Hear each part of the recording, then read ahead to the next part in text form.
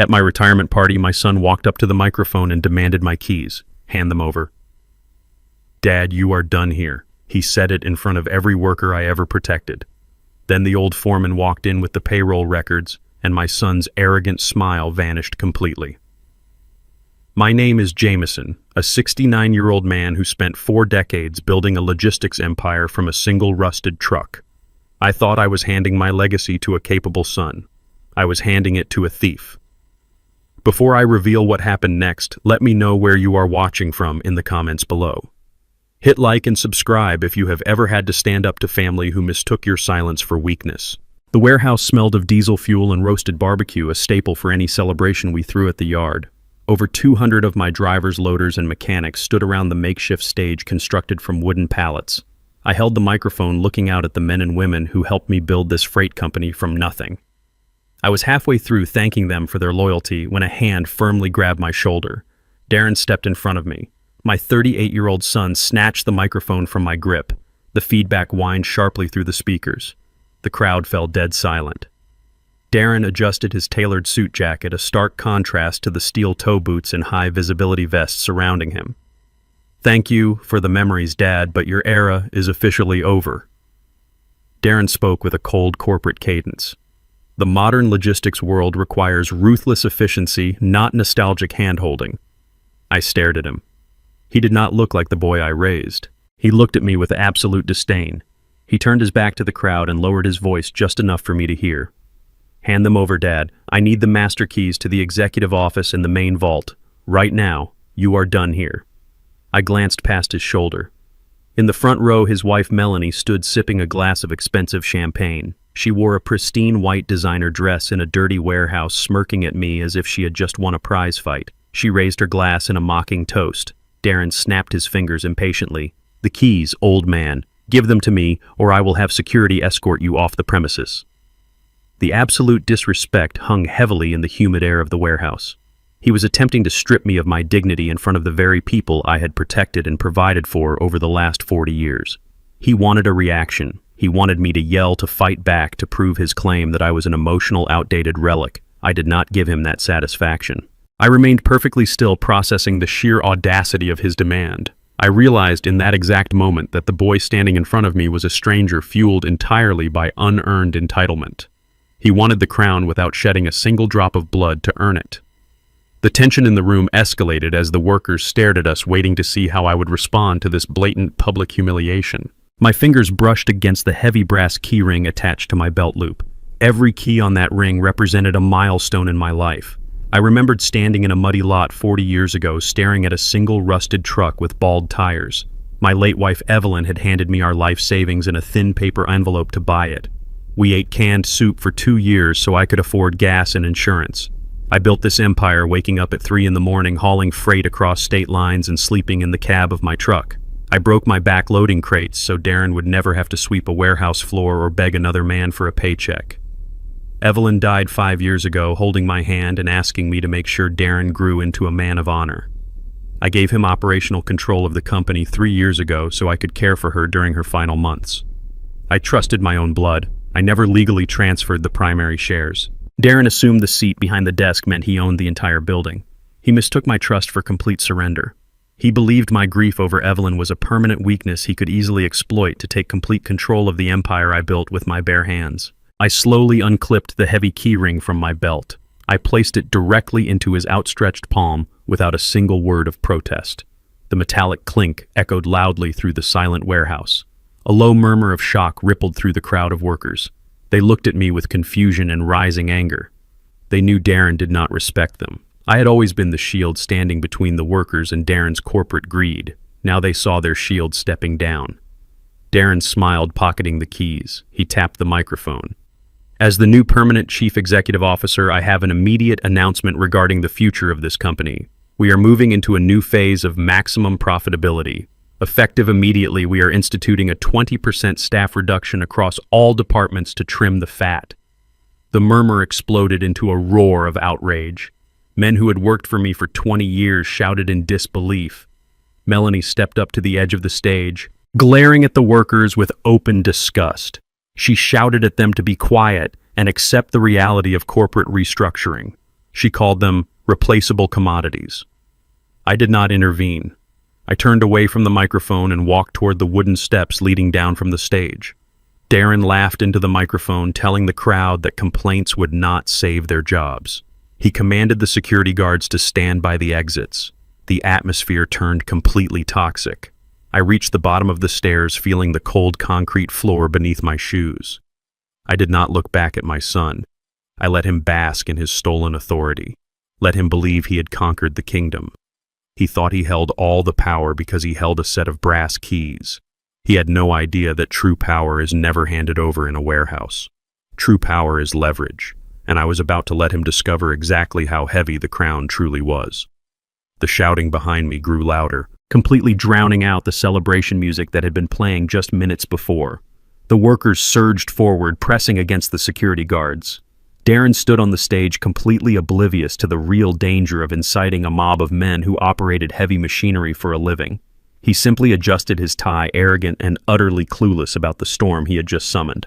Before I could reach the main exit, the heavy steel double doors at the back of the warehouse violently banged open. Garrett pushed his way into the building.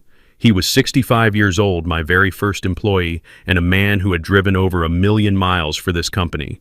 He was breathing heavily, rain dripping from his gray hair. He completely ignored Darren, barking orders from the stage. Garrett walked straight through the angry crowd, his boots stomping loudly against the concrete. He marched directly toward me. He shoved a thick red ledger hard against my chest. His eyes were wide with a mixture of panic and fury. "Jameson, look at these numbers." Garrett shouted the words so loudly that they echoed off the high metal ceiling, cutting through the noise of the crowd. "Our health insurance premiums have not been paid in 6 months. The provider just canceled every single policy retroactively." The entire warehouse went dead silent again. On the stage, Darren dropped the microphone. It hit the wooden boards with a loud thud. The arrogant smile completely vanished from his face, replaced by a sudden, sickening pale hue. The workers turned their heads, their furious eyes locking onto the man who had just stolen their livelihoods and their safety nets. I took the heavy red ledger from Garrett. The leather cover felt damp from the freezing rain he had dragged in from the yard. I flipped it open right there on the stage. The warehouse remained dead silent. Every eye in the building was locked on my hands. I bypassed the summary pages and went straight to the raw operational expenditures. My eyes scanned the columns with the practiced speed of a man who had built a regional logistics empire from a single dime. The numbers painted a grotesque and undeniable picture. Massive capital outflows were meticulously recorded under the guise of equipment upgrades and facility maintenance. I saw entries for new hydraulic lifts, tire shipments, and engine overhauls. Yet I knew for a fact that not a single new forklift diagnostic machine or spare tire had entered this yard in 14 months. Over $400,000 were missing in a single quarter alone. The withdrawal dates matched the exact weeks the workers' health insurance premium checks were supposed to clear the company accounts. The money meant to protect the families of my drivers had been systematically siphoned into phantom vendor accounts. I traced the routing numbers printed in the margins. The destinations were heavily obscured, but the malicious intent was glaringly obvious. My own son was deliberately bleeding the company dry. Darren lunged forward. He reached out to snatch the ledger from my grip. He forced a tight, artificial laugh that echoed awkwardly off the high metal rafters. He turned to the crowd and told them it was nothing but a simple administrative error. He claimed the accounting department had miscoded the insurance payments during a recent software migration. He promised the entire situation would be completely resolved by Monday morning. He stretched his hand toward the book again, his fingers twitching with desperate anxiety. I did not pull the ledger away. I simply stepped back. I looked at him. I did not scream. I did not curse. I just stared into his eyes with absolute suffocating silence. My silence had always been my heaviest weapon on the negotiation table. Darren's hand dropped to his side. The artificial smile melted off his face, replaced by a genuine creeping panic. He recognized that look. He knew I saw right through the cheap accounting trick. He knew I had just calculated the exact magnitude of his theft in my head. 3 years ago, the doctors gave my wife Evelyn 6 months to live. I made a choice that any devoted husband would make. I walked away from the daily operations of the company I built to sit by her hospital bed. I handed Darren the temporary operational reins. He was my only son. I trusted my own blood to keep the massive engines running while I buried my heart. I signed the specific legal documents allowing him to authorize Payroll manage vendor contracts and oversee the day-to-day logistics fleet. I wanted him to feel the heavy weight of leadership.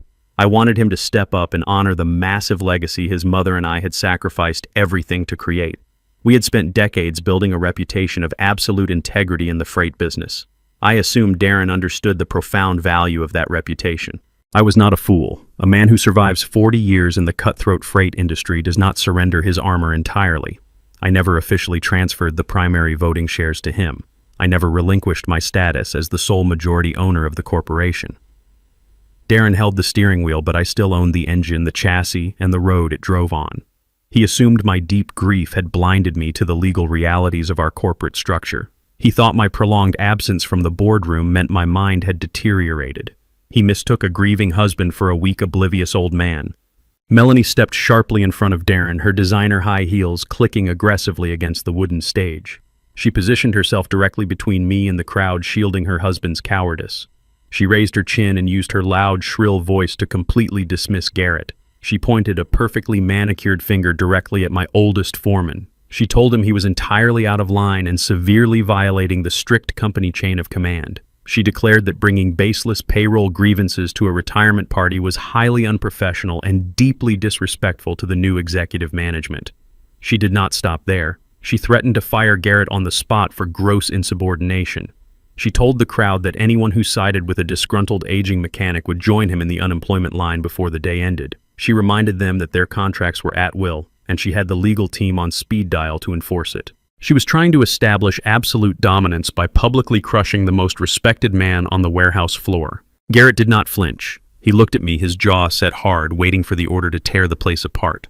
The workers shifted on their feet, their fists clenched tightly, their faces hardened with betrayal. A single word from me would have incited a violent riot.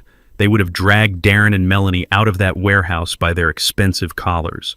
They were entirely ready to dismantle the wooden stage piece by piece. But a riot would only give Darren the legal leverage he desperately needed. He would immediately call the police, press assault charges against my men, and play the innocent victim in front of the corporate board of directors. I refuse to give my enemies the exact reaction they desire. Uncontrolled anger is a massive liability when you need surgical precision. I closed the red ledger with a loud, definitive snap. I handed it back to Garrett. I told him to keep the book entirely safe and instruct the men to go home peacefully. I turned my back on my son and his wife. I walked down the center aisle of the warehouse, feeling the heavy, expectant gaze of 200 betrayed workers on my back. I did not offer them empty reassurances. I pushed open the heavy steel doors and stepped out into the freezing, pouring rain.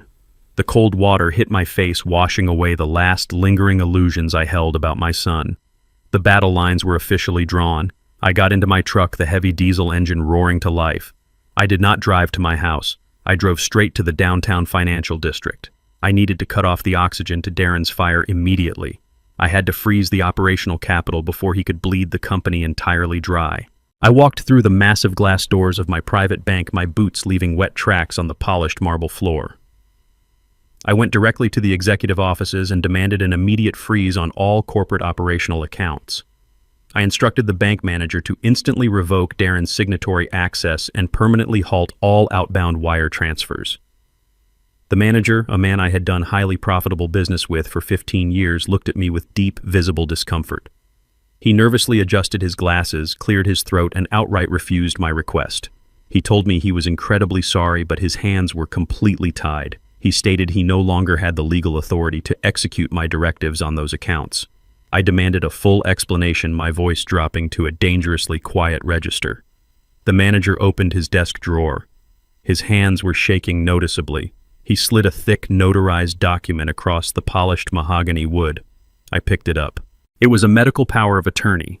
It bore the official raised seal of the state court and the unmistakable signature of a presiding judge.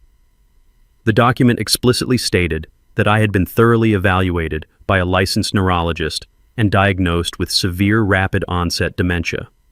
According to the state judicial system, I was entirely incapable of managing my own financial affairs. I had been officially and legally declared mentally incompetent. I stared at the heavy cream paper resting on the polished mahogany desk. The words typed across the top were bold and definitive. medical power of attorney, and declaration of incompetence.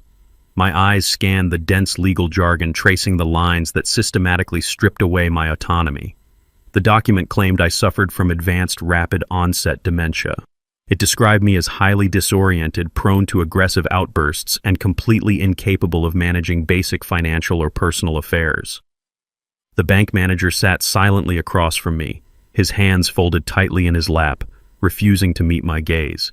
He treated me as if the diagnosis were already an absolute truth. I did not raise my voice or hurl accusations at him. I simply picked up the paper and scrutinized the bottom of the second page. There, stamped next to a golden notary seal, was the signature of the authorizing physician, Dr. Harrison Sterling. He was a prominent private neurologist with a highly exclusive practice in the wealthiest zip code of the city. He was also Melanie's maternal uncle. The pieces of the puzzle slammed into place with sickening clarity. Darren did not possess the cunning or the connections to orchestrate a legally binding medical coup in less than 48 hours. Melanie did. She had weaponized her elite social network to bypass standard medical protocols. She bypassed the mandatory independent evaluations, the psychiatric hold observations, and the family court hearings. She used her family's deep pockets and high society influence to buy a fraudulent diagnosis. They were not just stealing my logistics company. They were actively erasing my legal existence. By rendering me a ward of the state, they effectively placed Darren in total control of every single asset I had ever built over the last 40 years. I handed the document back to the manager. He reached for it tentatively, as if expecting me to violently snap.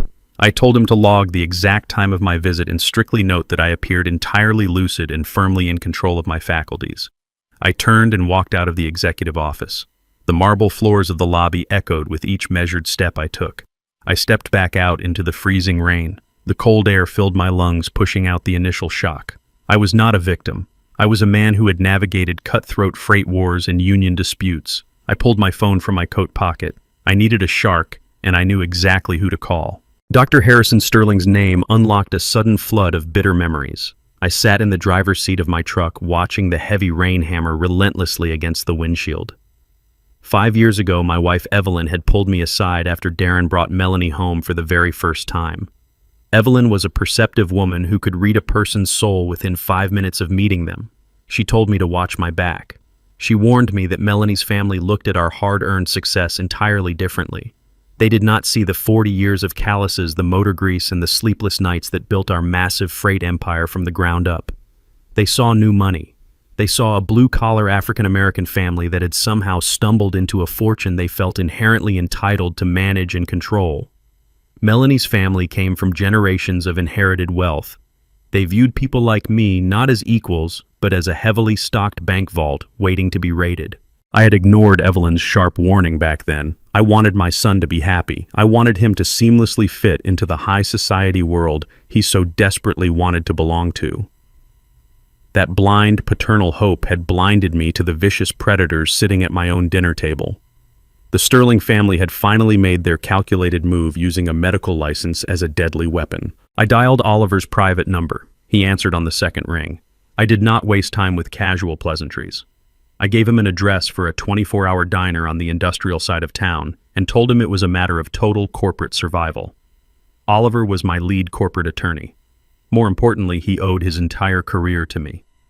When his father died in a tragic loading dock accident 30 years ago, I paid for Oliver's undergraduate and law school tuition entirely out of my own pocket.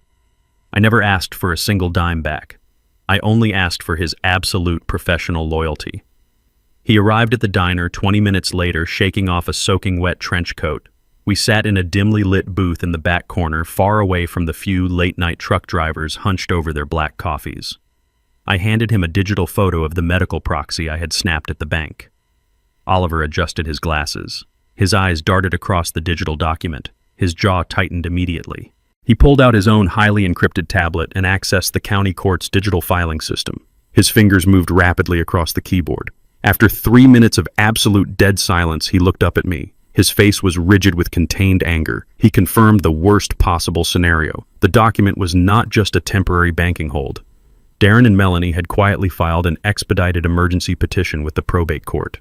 They claimed my calm behavior at the retirement party was actually a severe episode of violent, unpredictable dementia. They were aggressively pushing for a state-mandated psychiatric hold.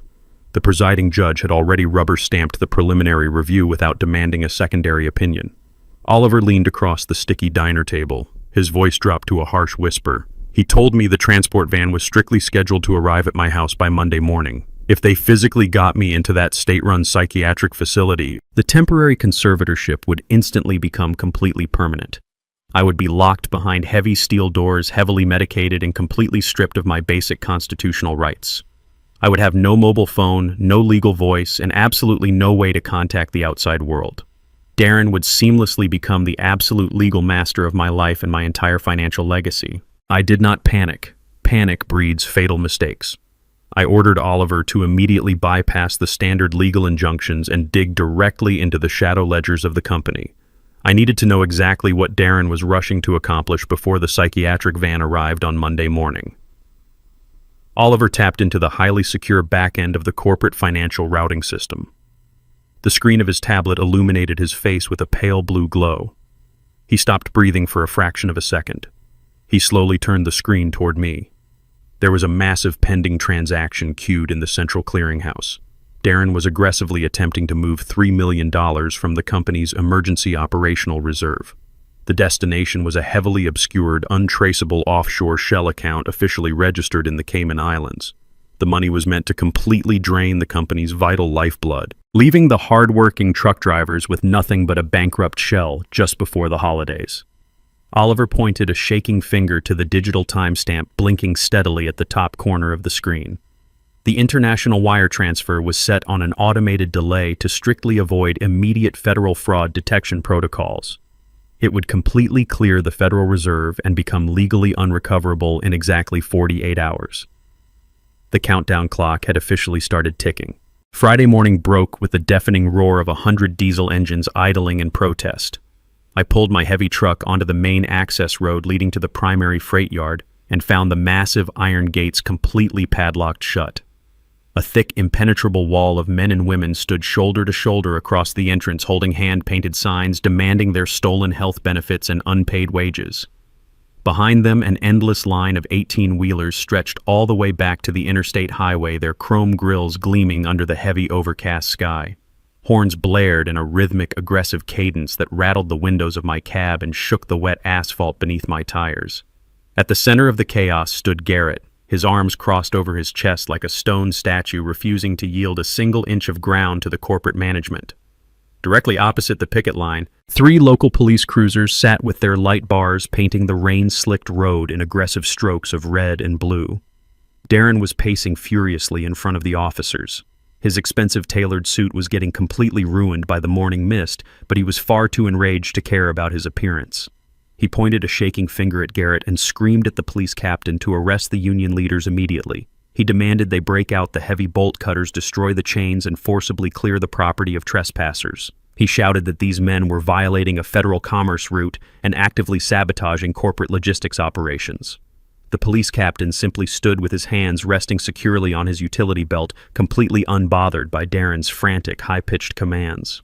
The officers knew exactly who owned this yard, and they knew a legal, fully authorized strike when they saw one.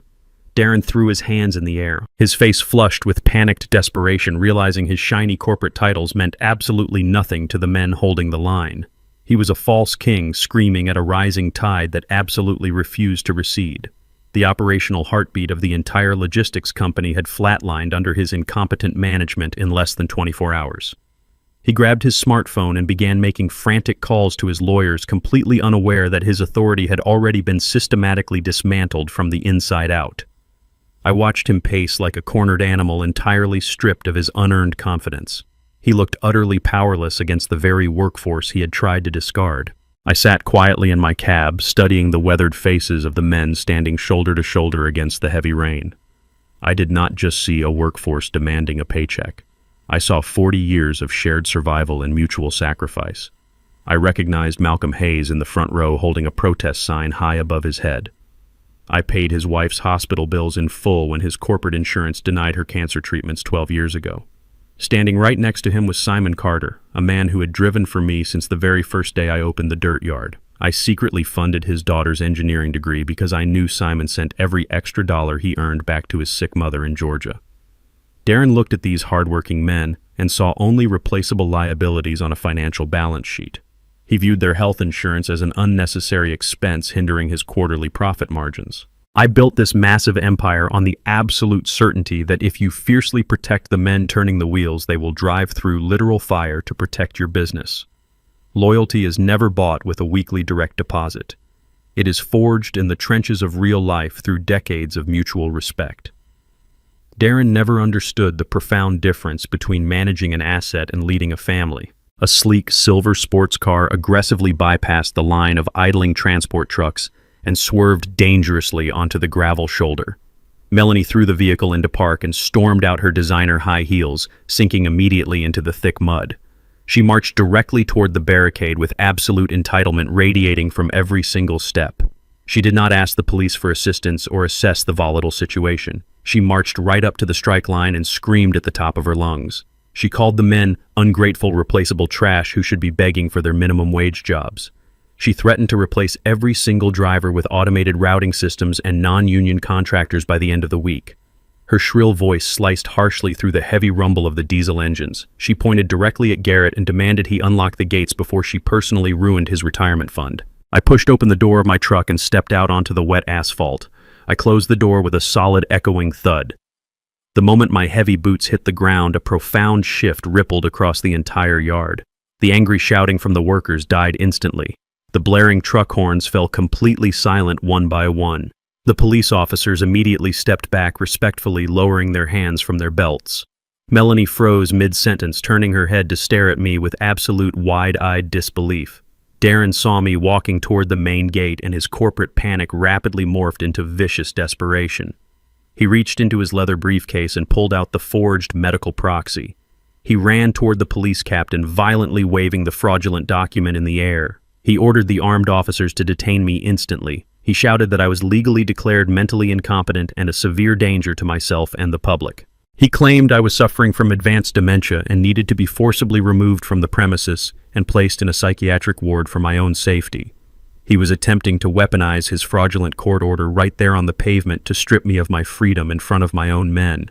The police captain looked at the stamped legal paper, then looked at me, clearly hesitant to lay a hand on a man who commanded this much silent respect.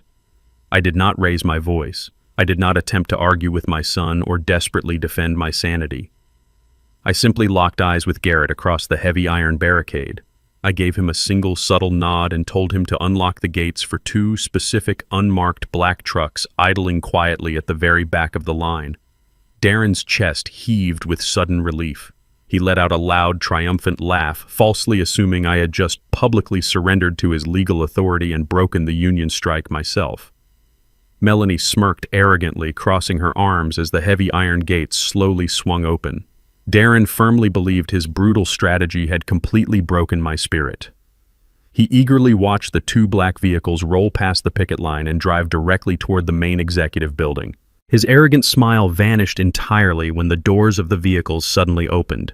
Men and women wearing dark tactical windbreakers stepped out into the rain.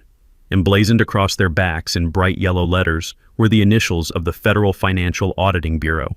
They marched straight into Darren's office, carrying empty boxes to seize every hard drive and ledger in the building. The heavy oak front door of my home violently swung open, crashing hard against the interior drywall. The sound echoed through the quiet house like a gunshot. I remained seated in my leather armchair in the living room, watching the shadows spill across the hardwood floor. Darren marched through the entryway. He did not bother to knock or use his key. He simply kicked his way into my private sanctuary. Melanie followed closely behind him, clutching her designer coat against the chill of the pouring rain outside.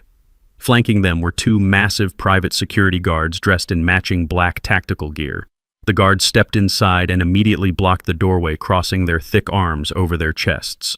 They were hired muscle completely outside of my corporate payroll, brought here specifically to physically intimidate me in my own living room. Darren walked directly into the dining room and threw a massive stack of legal documents onto the center of the mahogany dining table.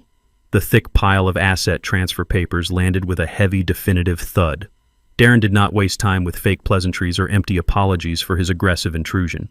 He pointed a shaking finger at the documents and demanded I sign over my primary voting shares immediately. He stated that the strike at the freight yard was a minor inconvenience, but my legal ownership of the company was a permanent obstacle he was ready to eliminate tonight. Melanie stepped out from behind his shoulder, her face twisted into a vicious, triumphant sneer.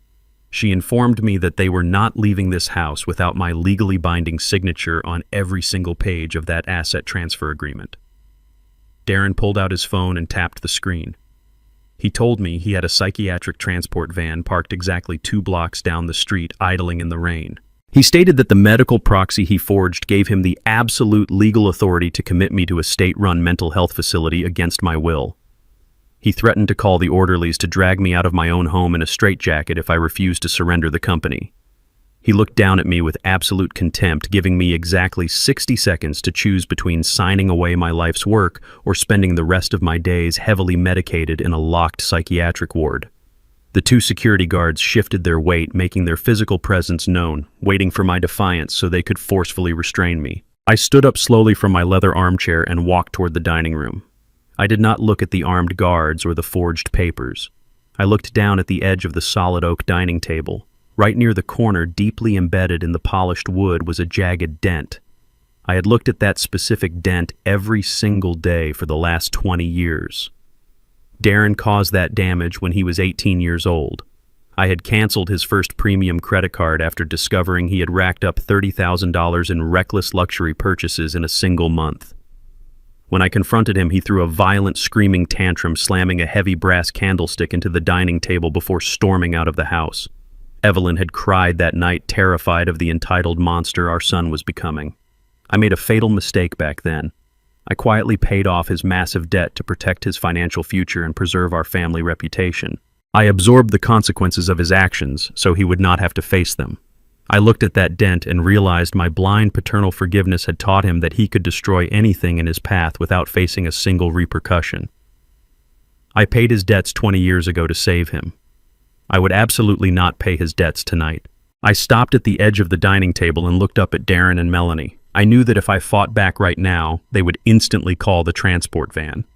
They desperately needed me to be aggressive to justify their fraudulent medical claims to the authorities. I decided to give them exactly the performance they demanded. I deliberately let my shoulders slump forward instantly, shrinking my posture to mimic a defeated, broken old man. I made my breathing shallow and rapid, forcing a look of utter confusion and profound fear into my eyes. I looked at the 2 massive security guards and then back to the stack of legal papers, letting my hands begin to tremble violently. Darren smirked completely, buying into the sudden physical deterioration. He shoved a heavy silver pen toward my chest, demanding I stop wasting his time and sign the primary shares over to his holding company. I reached out with a violently shaking hand, intentionally fumbling the pen before gripping it awkwardly. I leaned over the table, keeping my head bowed in total submission, and began to sign the asset transfer documents. I dragged the pen across the signature lines, making sure my handwriting looked frail and erratic. I signed away the corporate bank accounts. I signed away the physical deeds to the freight yards. I signed away the primary voting shares of the logistics empire I had built with my bare hands. As my pen lifted off the final page, Melanie lunged forward and aggressively snatched the stack of papers from the table. She clutched the documents to her chest and threw her head back, laughing loudly. She mocked my trembling hands, calling my pathetic display the fitting end to a stubborn dinosaur. Darren smiled, adjusting his suit jacket, and told the guards to stand down because the crazy old man finally understood his place in the New World Order. They turned their backs on me and marched out of my home entirely victorious in their own minds. The heavy oak door slammed shut behind them, leaving the house dead silent once again. I stood alone in the dining room, listening to the heavy engines of their vehicles accelerating down the wet street. The moment the sound faded into the rain, my entire demeanor transformed. My shoulders instantly straightened. My breathing slowed to a calm, steady rhythm.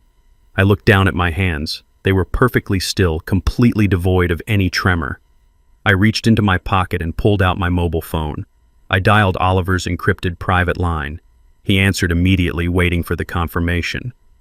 I told my lawyer that Darren and Melanie had taken the bait completely. I confirmed they possessed the signed asset transfer agreements and were likely rushing to the bank to execute the corporate takeover. Oliver let out a low, satisfied breath on the other end of the line. We had spent the entire afternoon legally restructuring the corporate entities. The documents Darren just forced me to sign did not transfer the real wealth of my logistics empire. They were meticulously crafted dummy contracts. By signing those specific pages, I had legally granted Darren full authorized access to a heavily monitored honeypot account entirely controlled by the Federal Bureau of Investigation. Every single digital move he made with those documents over the next 48 hours would be instantly recorded as undeniable proof of federal wire fraud and corporate embezzlement. The trap was perfectly set. Oliver kept his eyes glued to the glowing screen of his heavily encrypted laptop. We sat in the darkest corner of the all-night diner, entirely isolated from the rest of the world. The only sound was the harsh drumming of the rain against the window pane and the rapid, rhythmic clicking of Oliver's keyboard. He was not just looking at numbers. He was dissecting a massacre. He bypassed the dummy contracts Darren had forced me to sign and tunneled directly into the core financial arteries of my company. What he found there was a level of parasitic greed that defied basic human decency. He turned the laptop toward me.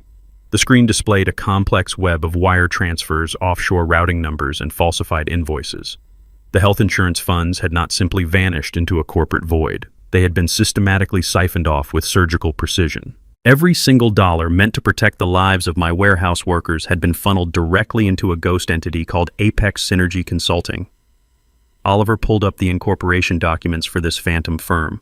The sole registered proprietor was Melanie. She had created the fake consulting company 3 days after I stepped away to care for my dying wife. Oliver did not stop there. He tapped another key, bringing up the expense ledger for Apex Synergy. I stared at the screen, a cold, heavy knot forming tightly in my stomach. Melanie had not stolen this money to save a failing investment or pay off a desperate debt. She had drained the medical lifelines of 200 families to fund an absolute fantasy of high society extravagance. The screen showed a recent wire transfer for $800,000. The recipient was a luxury real estate broker in Tuscany, Italy. She had purchased an exclusive vacation villa using the exact funds that were legally required to cover the chemotherapy and heart medications of my employees. Below the villa purchase were endless, sickening lines of vanity expenses. There were massive charges for imported Italian sports cars, custom diamond jewelry, and private jet charters to exclusive island resorts. She was literally wearing the blood and sweat of my workforce around her neck. She had stood in my warehouse just a few hours ago wearing a pristine white designer dress and called my men replaceable commodities. She bought that exact dress using the money stolen from their families.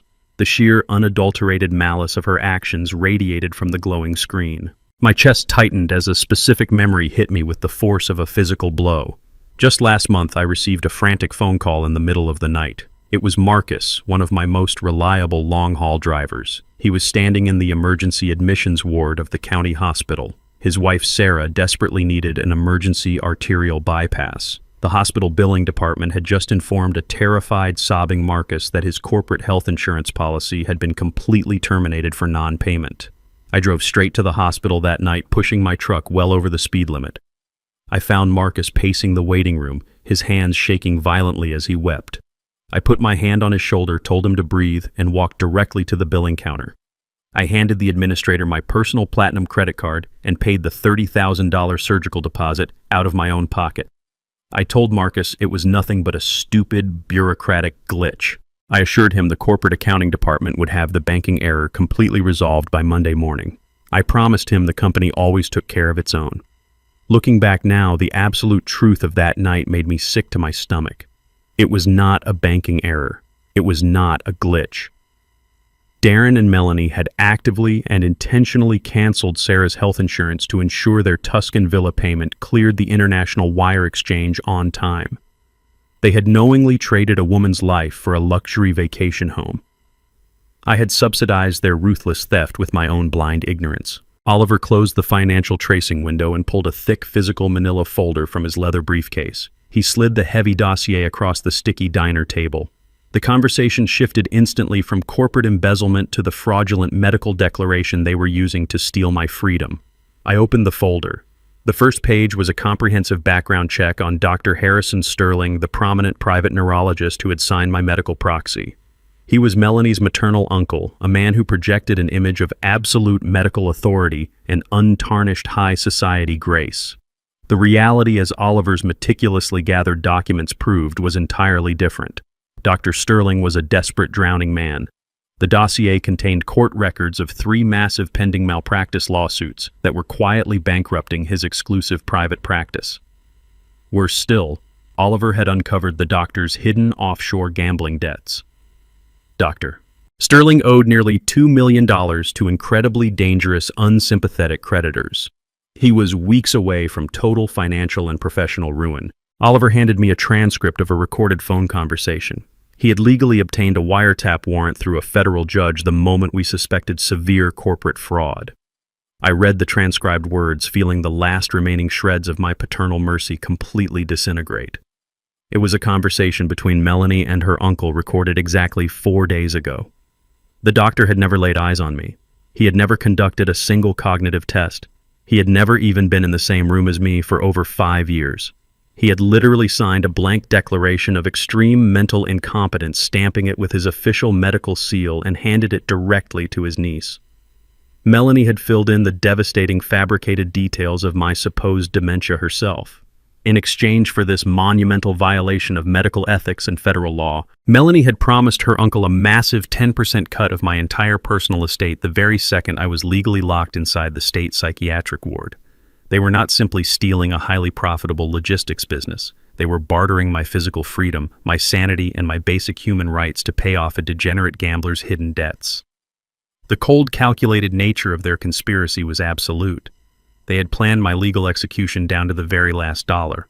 Oliver checked the glowing monitor of his laptop once again. The heavy silence between us was suddenly broken by the sharp metallic ping of a digital alert. The 48-hour window we had established was rapidly closing. We were currently monitoring the exact honeypot account Darren believed he controlled. The digital trap was fully armed and waiting. Back in the executive suite of my logistics empire, Darren was sitting behind my heavy oak desk. He was logging into the highly secure corporate banking portal, completely unaware that his every keystroke was being mirrored and recorded by federal agents. I watched the live feed on Oliver's screen. Darren entered his newly acquired executive authorization codes. He was aggressively attempting to execute the final release of the $3 million emergency reserve. He intended to blast the funds straight into the untraceable Cayman Islands shell account before the weekend ended. The system prompted him for a final confirmation. Darren hit the enter key. The digital loading icon spun for 3 agonizing seconds. Then the trap slammed shut with brutal finality. A stark red notification violently popped up across Darren's screen, entirely mirroring the alert flashing on Oliver's laptop. The massive wire transfer was not just denied. The funds had vanished entirely. The account balance instantly dropped to absolute zero. A federal hold lock materialized on the screen, permanently freezing the portal. Darren's stolen crown was crumbling into dust before he even had the chance to wear it. Oliver kept his eyes glued to the glowing screen of his highly encrypted laptop. We sat in the darkest corner of the all-night diner, entirely isolated from the rest of the world. The only sound was the harsh drumming of the rain against the window pane and the rapid rhythmic clicking of Oliver's keyboard. He was not just looking at numbers. He was dissecting a massacre. He bypassed the dummy contracts Darren had forced me to sign and tunneled directly into the core financial arteries of my company. What he found there was a level of parasitic greed that defied basic human decency. He turned the laptop toward me. The screen displayed a complex web of wire transfers, offshore routing numbers, and falsified invoices. The health insurance funds had not simply vanished into a corporate void. They had been systematically siphoned off with surgical precision. Every single dollar meant to protect the lives of my warehouse workers had been funneled directly into a ghost entity called Apex Synergy Consulting. Oliver pulled up the incorporation documents for this phantom firm. The sole registered proprietor was Melanie. She had created the fake consulting company 3 days after I stepped away to care for my dying wife. Oliver did not stop there. He tapped another key, bringing up the expense ledger for Apex Synergy. I stared at the screen, a cold, heavy knot forming tightly in my stomach. Melanie had not stolen this money to save a failing investment or pay off a desperate debt. She had drained the medical lifelines of 200 families to fund an absolute fantasy of high society extravagance. The screen showed a recent wire transfer for $800,000, The recipient was a luxury real estate broker in Tuscany, Italy. She had purchased an exclusive vacation villa using the exact funds that were legally required to cover the chemotherapy and heart medications of my employees. Below the villa purchase were endless, sickening lines of vanity expenses. There were massive charges for imported Italian sports cars, custom diamond jewelry, and private jet charters to exclusive island resorts. She was literally wearing the blood and sweat of my workforce around her neck. She had stood in my warehouse just a few hours ago wearing a pristine white designer dress and called my men replaceable commodities. She bought that exact dress using the money stolen from their families. The sheer, unadulterated malice of her actions radiated from the glowing screen. My chest tightened as a specific memory hit me with the force of a physical blow. Just last month, I received a frantic phone call in the middle of the night. It was Marcus, one of my most reliable long-haul drivers. He was standing in the emergency admissions ward of the county hospital. His wife, Sarah, desperately needed an emergency arterial bypass.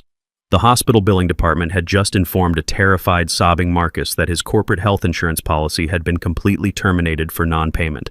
I drove straight to the hospital that night, pushing my truck well over the speed limit. I found Marcus pacing the waiting room, his hands shaking violently as he wept. I put my hand on his shoulder, told him to breathe, and walked directly to the billing counter. I handed the administrator my personal platinum credit card and paid the $30,000 surgical deposit out of my own pocket. I told Marcus it was nothing but a stupid bureaucratic glitch.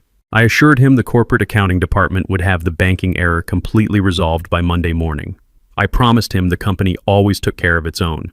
Looking back now, the absolute truth of that night made me sick to my stomach. It was not a banking error. It was not a glitch. Darren and Melanie had actively and intentionally canceled Sarah's health insurance to ensure their Tuscan villa payment cleared the international wire exchange on time. They had knowingly traded a woman's life for a luxury vacation home. I had subsidized their ruthless theft with my own blind ignorance. Oliver closed the financial tracing window and pulled a thick physical manila folder from his leather briefcase. He slid the heavy dossier across the sticky diner table. The conversation shifted instantly from corporate embezzlement to the fraudulent medical declaration they were using to steal my freedom. I opened the folder. The first page was a comprehensive background check on Dr. Harrison Sterling, the prominent private neurologist who had signed my medical proxy. He was Melanie's maternal uncle, a man who projected an image of absolute medical authority and untarnished high society grace. The reality, as Oliver's meticulously gathered documents proved, was entirely different.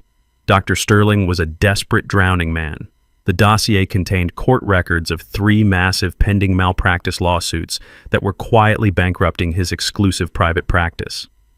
Worse still, Oliver had uncovered the doctor's hidden offshore gambling debts.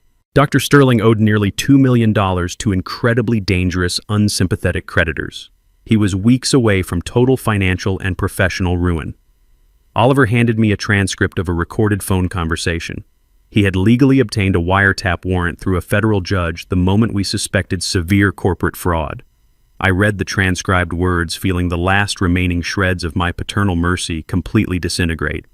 It was a conversation between Melanie and her uncle recorded exactly 4 days ago.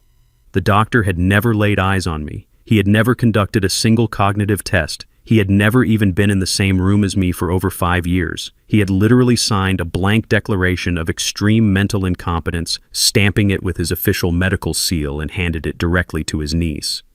Melanie had filled in the devastating fabricated details of my supposed dementia herself. In exchange for this monumental violation of medical ethics and federal law, Melanie had promised her uncle a massive 10% cut of my entire personal estate the very second I was legally locked inside the state psychiatric ward.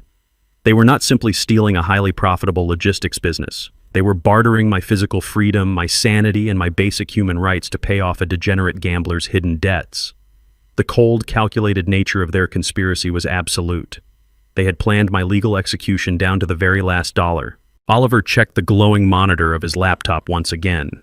The heavy silence between us was suddenly broken by the sharp metallic ping of a digital alert. The 48-hour window we had established was rapidly closing. We were currently monitoring the exact honeypot account Darren believed he controlled. The digital trap was fully armed and waiting. Back in the executive suite of my logistics empire, Darren was sitting behind my heavy oak desk.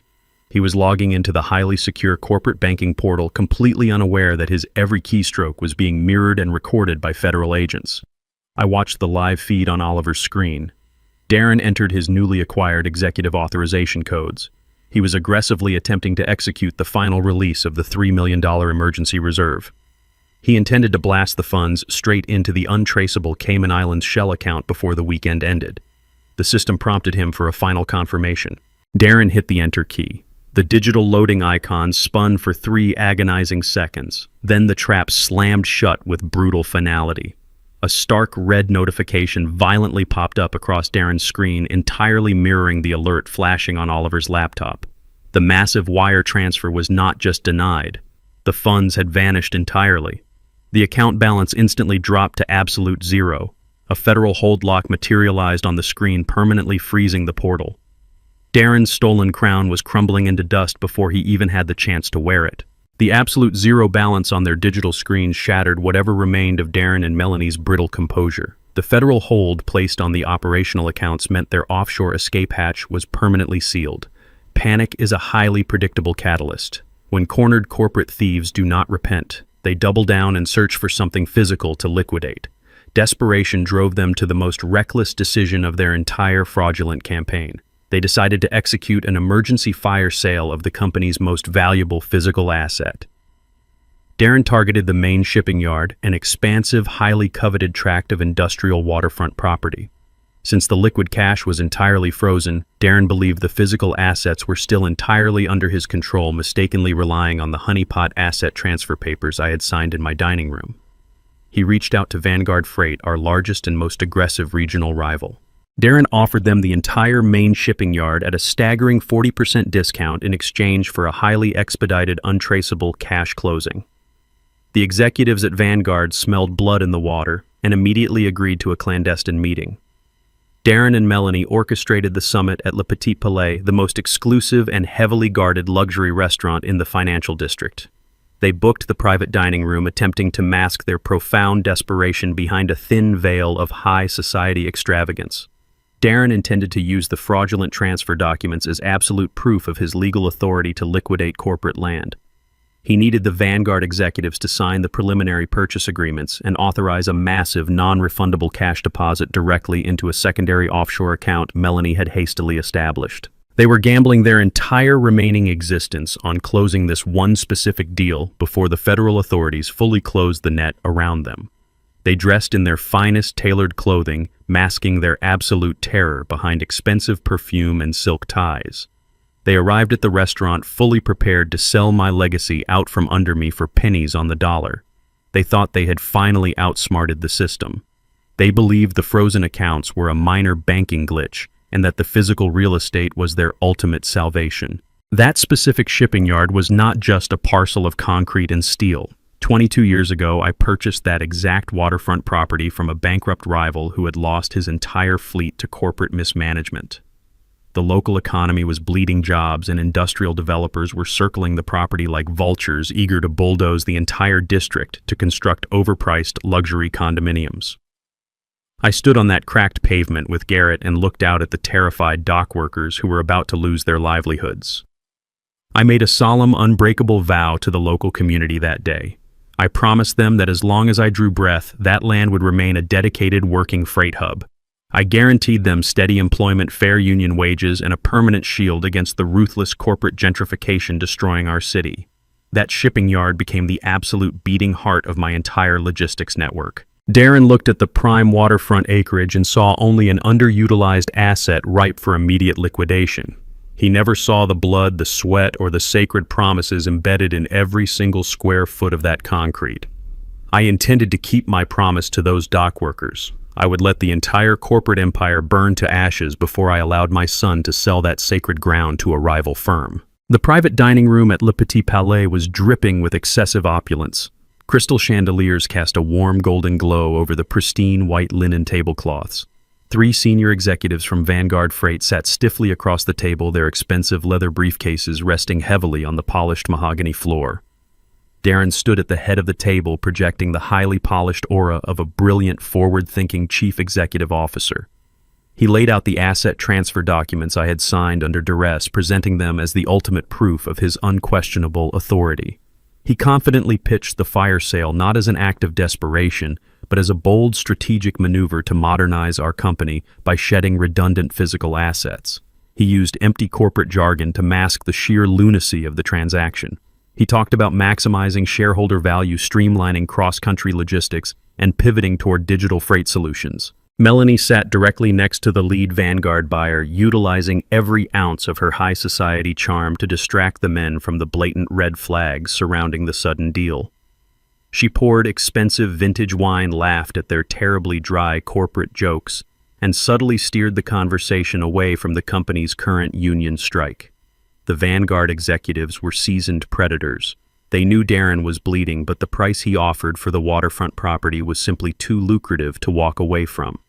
The lead buyer pulled a gold-plated fountain pen from his breast pocket and began reviewing the final signature pages of the cash deposit agreement.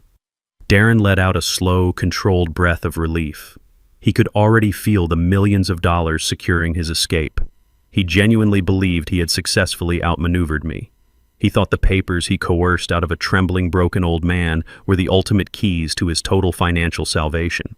He leaned forward to point out the specific signature lines, his face glowing with absolute arrogant triumph. The heavy oak doors of the private dining room swung open with a slow, deliberate creak that instantly severed the hushed murmurs of the corporate negotiation.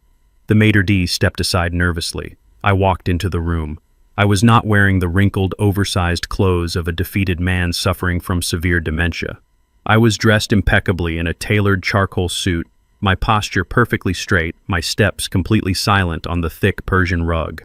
The warm light from the crystal chandelier caught the silver tie clip at my chest. I did not look crazy. I did not look broken. I looked exactly like the man who had ruthlessly dominated this city's freight industry for 4 decades. Darren's confident pitch died instantly in his throat. The blood drained completely from his face, leaving him staring at me with wide, terrified eyes. Melanie dropped her wine glass. It shattered against the table, the red liquid staining the white linen like a fresh wound. The Vanguard executives froze their hands, hovering over the purchase agreements. I did not raise my voice or offer a single word of greeting.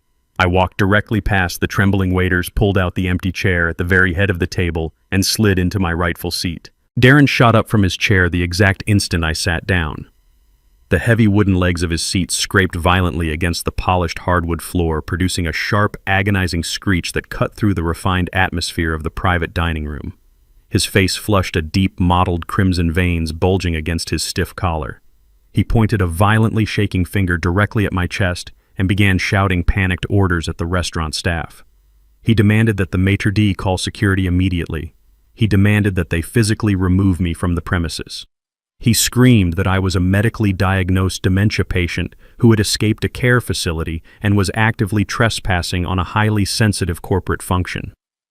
The waiters froze in their tracks, glancing nervously between Darren's frantic, escalating aggression and my absolute, unblinking stillness.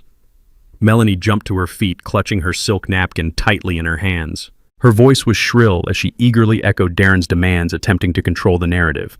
She told the Vanguard executives not to worry, claiming I was highly prone to these pathetic delusional outbursts due to my advanced mental decline. I did not blink. I did not move to defend my sanity. I did not raise my voice to match their hysterical echoing pitch. I simply rested my hands flat on the pristine white tablecloth and held my silence. I let their panicked shouting fill the room. I let their chaotic energy expose their profound lack of control. The Vanguard executives stared at Darren, their professional composure cracking instantly as they witnessed his complete public meltdown. They were seasoned businessmen who recognized the distinct stench of desperation, and Darren was reeking of it. He slammed his fist down hard onto the mahogany table, violently rattling the expensive crystal wine glasses, ordering the paralyzed maitre d' to drag me out by brute force. I ignored my son entirely. I raised my right hand and gave a single subtle gesture toward the heavy oak doors. The doors swung open a second time. Oliver stepped into the dining room. My lead corporate attorney did not wear the panicked expression of a man trying to wrangle a crazy patient. He wore the cold, calculated look of an executioner carrying out a definitive sentence. Under his left arm, he held a thick stack of manila folders, each one stamped with the heavy red seal of a federal court injunction. He walked purposefully past the bewildered restaurant staff, completely ignoring Darren's furious demands to stop. Oliver stopped directly behind my right shoulder. He placed the heavy stack of cease and desist orders squarely onto the center of the table. The sharp slap of the documents hitting the wood silenced Darren instantly. I turned my attention away from my trembling son and locked eyes with the lead buyer from Vanguard Freight. I recognized Arthur Vance instantly. 10 years ago, long before Darren even possessed a corner office or wore a custom suit, Arthur and I sat directly across from each other at a high-stakes charity poker tournament in Chicago. We had played cards until 3 in the morning, aggressively testing each other's bluffs and ruthlessly breaking down each other's strategies. During that long, whiskey-soaked night, Arthur tried to aggressively buy out my southern distribution routes. I looked him dead in the eye and told him my network was not for sale, and he respected that absolute boundary. Real businessmen understand the fundamental difference between an actual owner who built an empire from the dirt up and a loud, panicked child merely wearing his father's expensive suit. Arthur knew I never bluffed when money and territory were on the line. He looked at me now, sitting firmly at the head of the table, and clearly recognized the exact same uncompromising man he had played cards against a decade ago. He did not see a frail dementia patient. He saw his old rival. I addressed Arthur directly, keeping my voice low, steady, and dangerously calm. I told him he was sitting at my table, drinking my wine, and attempting to buy my property using fraudulent paperwork signed by a desperate thief. Darren scoffed loudly, desperately attempting to reassert his rapidly crumbling authority in front of the buyers. He aggressively tapped the stack of asset transfer agreements he had forced me to sign earlier that evening under the threat of psychiatric confinement. He told Arthur to completely ignore the rambling old man, insisting he held the absolute legally binding signature granting him full executive control to liquidate the shipping yard tonight. Oliver did not wait for my command. He stepped forward and picked up the first cease and desist order from his thick stack. He slid the document directly across the white linen tablecloth until it rested perfectly in front of Arthur Vance. Oliver spoke with precise, razor-sharp legal clarity that left absolutely no room for misinterpretation. He informed the Vanguard executives that the asset transfer agreements Darren possessed were legally worthless pieces of trash. He explained that the shipping yard in question was not actually owned by the primary logistics corporation Darren was currently trying to bleed dry. I had completely anticipated this exact hostile scenario over 20 years ago when my son first demonstrated his boundless greed. I had legally severed the main shipping yard from the operational holding company and placed the physical deed into a completely separate, heavily fortified corporate trust. The operational accounts Darren controlled were just a complex facade. I was the sole irrevocable trustee of that specific hidden holding company. Oliver aggressively tapped the federal injunction resting in front of Arthur. He stated that the ironclad trust required my direct biometric verification to authorize any sale, transfer, or liquidation of the land. Darren had unknowingly tried to sell a massive commercial asset he fundamentally did not own. The realization struck Darren with the force of a physical blow. His jaw dropped, and he stared blankly at the legal documents proving his ultimate failure. Melanie gasped loudly, instinctively taking a step backward away from the table as the reality of their situation collapsed around them. Oliver calmly informed Arthur that if Vanguard Freight transferred a single dollar to Darren's offshore accounts, they would immediately become highly willing accomplices in a multi-million-dollar federal wire fraud scheme. He strongly advised the buyers to read the court injunction very carefully before they signed their own corporate death warrants right there in the restaurant. Arthur Vance did not need to read the complex legal document twice. He recognized a fatal, inescapable trap the second he saw it. He sharply closed his gold-plated fountain pen with a definitive click and shoved it aggressively back into his breast pocket. He gave me a single, highly respectful nod, fully acknowledging my total victory. Without saying a single word to Darren, Arthur signaled his team. The 3 Vanguard executives abruptly stood up, their expressions twisted in absolute professional disgust. They grabbed their heavy leather briefcases and marched straight out of the private dining room, utterly refusing to be implicated in my son's massive criminal conspiracy. Darren watched his millions of dollars literally walk out the heavy oak doors.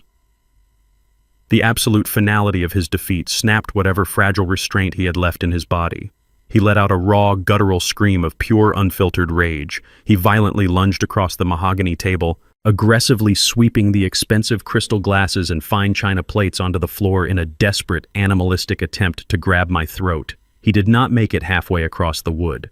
The heavy, swinging doors connecting to the restaurant's kitchen suddenly burst wide open. Two men dressed in unassuming busboy uniforms stepped swiftly into the dining room. They simultaneously drew their concealed weapons and flashed gold federal badges, ordering Darren to freeze immediately.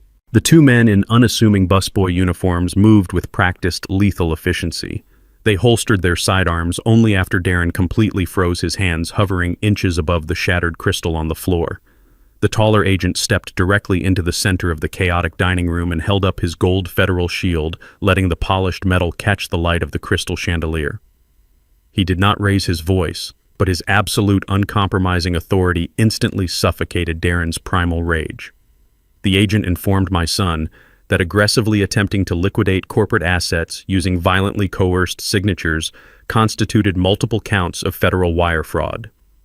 Darren stared at the federal badge, his chest heaving, as the brutal reality of his situation slowly breached his arrogant mind. He frantically tried to speak. He tried to claim he was the legal acting chief executive of the logistics empire. He tried to argue that the asset transfer documents sitting on the mahogany table gave him the absolute right to sell the shipping yard to Vanguard Freight. The second agent cut him off, immediately stripping away his final defense. He stated that the documents Darren held were a meticulously documented federal honeypot. Every single signature on those pages had been digitally monitored, federally authorized, and completely voided the exact moment the ink dried in my dining room. They explicitly explained that violently threatening an elderly man with forced psychiatric confinement to secure a financial transaction elevated his white-collar crimes into severe, undeniable federal extortion. Darren looked back at the ruined table, realizing the entire negotiation with Vanguard Freight had been a perfectly orchestrated sting operation. He had walked willingly into a financial slaughterhouse, deeply believing he was the untouchable butcher. He had proudly presented the forged documents to the buyers, voluntarily establishing unquestionable, legally recorded proof of his own criminal intent. He had confidently delivered his own confession on a silver platter. Darren staggered backward, his expensive tailored suit practically hanging off his suddenly hollow frame. He frantically looked at the heavy oak doors, desperately calculating an escape, but the sheer weight of the federal charges anchored his feet to the Persian rug. The trap had not just snared his wealth. The trap had effectively ended his entire existence as a free man. He realized that every arrogant demand he made, every threat he issued, had simply dug his federal prison cell significantly deeper. I remained seated at the very head of the table, watching the arrogant life drain out of my son's eyes. I felt no pity. I felt absolutely no paternal urge to protect him from the devastating consequences of his own boundless greed. I vividly remembered sitting in the dark diner with Oliver, staring at the encrypted laptop screen displaying the siphoned health insurance funds. I remembered the sickening anger of seeing the exact digital route where the medical lifelines of 200 hardworking families were actively diverted to fund a luxury Tuscan villa. That was the precise moment the final thread of my fatherly mercy permanently snapped. I reached into my coat pocket right there in the diner, pulled out my phone, and called the federal authorities directly. I handed them the corporate financial ledgers. I handed them the wiretap transcripts. I handed them my own flesh and blood. A man who steals the cancer treatments and heart medications from innocent women to buy imported Italian sports cars has fundamentally forfeited his right to any family protection. I built my entire life on the ironclad principle of fiercely protecting the vulnerable people who rely on my leadership. I protect my loyal drivers. I protect my dedicated dock workers. I protect my community. I absolutely do not protect ruthless criminals, even if those criminals share my DNA and carry my last name. Melanie watched the federal agents flank her husband and instantly realized the corporate ship was sinking straight to the bottom. Absolute survival instinct overrode her high society loyalty in a fraction of a second. She violently pushed her chair back, intentionally placing physical distance between herself and Darren. She raised her hands in a frantic gesture of surrender, tears rapidly welling up in her perfectly manicured eyes. She raised her voice, letting a shrill, desperate panic bleed into her carefully practiced tone. She pointed directly at Darren and loudly claimed that she was a terrified hostage in his criminal enterprise. She swore to the federal agents that Darren had brutally forced her to participate in the hostile corporate takeover. She played the tragic victim card flawlessly, weeping openly and insisting she had absolutely no knowledge of the embezzled health insurance funds or the fraudulent land sale. She desperately begged the officers for immunity, claiming she was just an obedient, frightened wife trapped in a highly abusive marriage. Darren slowly turned his head to look at her, completely paralyzed by the sheer velocity of her vicious betrayal. They were tearing each other to pieces right there in the private dining room, turning on each other like starved animals fighting over the last scrap of meat. The taller federal agent watched her theatrical performance with a completely blank expression. He let her sob and plead for a full minute before calmly opening his suit jacket and pulling out a folded piece of paper. He ignored her fake tears entirely. He held up a pristine copy of the fraudulent medical proxy she had proudly weaponized in my living room. He informed Melanie that the private neurologist she bribed was currently sitting in a federal interrogation room, heavily cooperating with the authorities to avoid his own prison sentence. The agent stated that because she had purposefully secured a fraudulent medical document across state lines to illegally seize control of a corporate entity, she was no longer considered a passive bystander. She was formally classified as a primary co-conspirator in a massive federal fraud syndicate. Her tears stopped instantly. The manufactured color vanished from her cheeks, leaving her pale and violently trembling. She realized her dramatic victim routine meant absolutely nothing against a staggering mountain of documented federal evidence. The federal agents carefully holstered their weapons. They stated they were not going to physically arrest Darren and Melanie tonight. They calmly explained they were simply securing the perimeter while the district attorney finalized the massive stack of grand jury indictments required to freeze every single remaining asset they possessed. The agents informed them that their passports were already flagged and any attempt to flee the city would result in an immediate tactical raid. They turned their backs on the shattered couple and walked out through the heavy oak doors, leaving Darren and Melanie entirely trapped in their own living nightmare. I stood up from my chair, adjusted my silk tie, and followed the agents out of the room without looking back. The terrified restaurant manager slowly approached the ruined dining table, trembling as he handed Darren the leather binder containing the astronomical bill for the private room and the vintage wine. Darren numbly reached into his wallet and handed the manager his heavy platinum corporate card. The manager returned 90 seconds later, placing the card back on the table. He quietly stated the transaction had been completely declined. Melanie frantically opened her personal banking application on her phone to transfer the funds from her secret accounts. She stared at the screen as her hands began to shake uncontrollably. Her massive balance read absolute zero. A glaring red digital hold had been placed by the Internal Revenue Service for suspected international tax evasion. I sat quietly in Oliver's downtown office, nursing a cup of black coffee while watching the high-definition security feed broadcasted directly from the main logistics headquarters. The harsh, unforgiving sunlight of Monday morning washed over the sleek glass doors of the executive entrance, highlighting every raindrop left over from the weekend storms. At precisely 8 o'clock, Darren's leased luxury sedan abruptly pulled up to the curb. He stepped out aggressively, adjusting his expensive suit jacket, desperately trying to project the image of a man still firmly in control of his domain.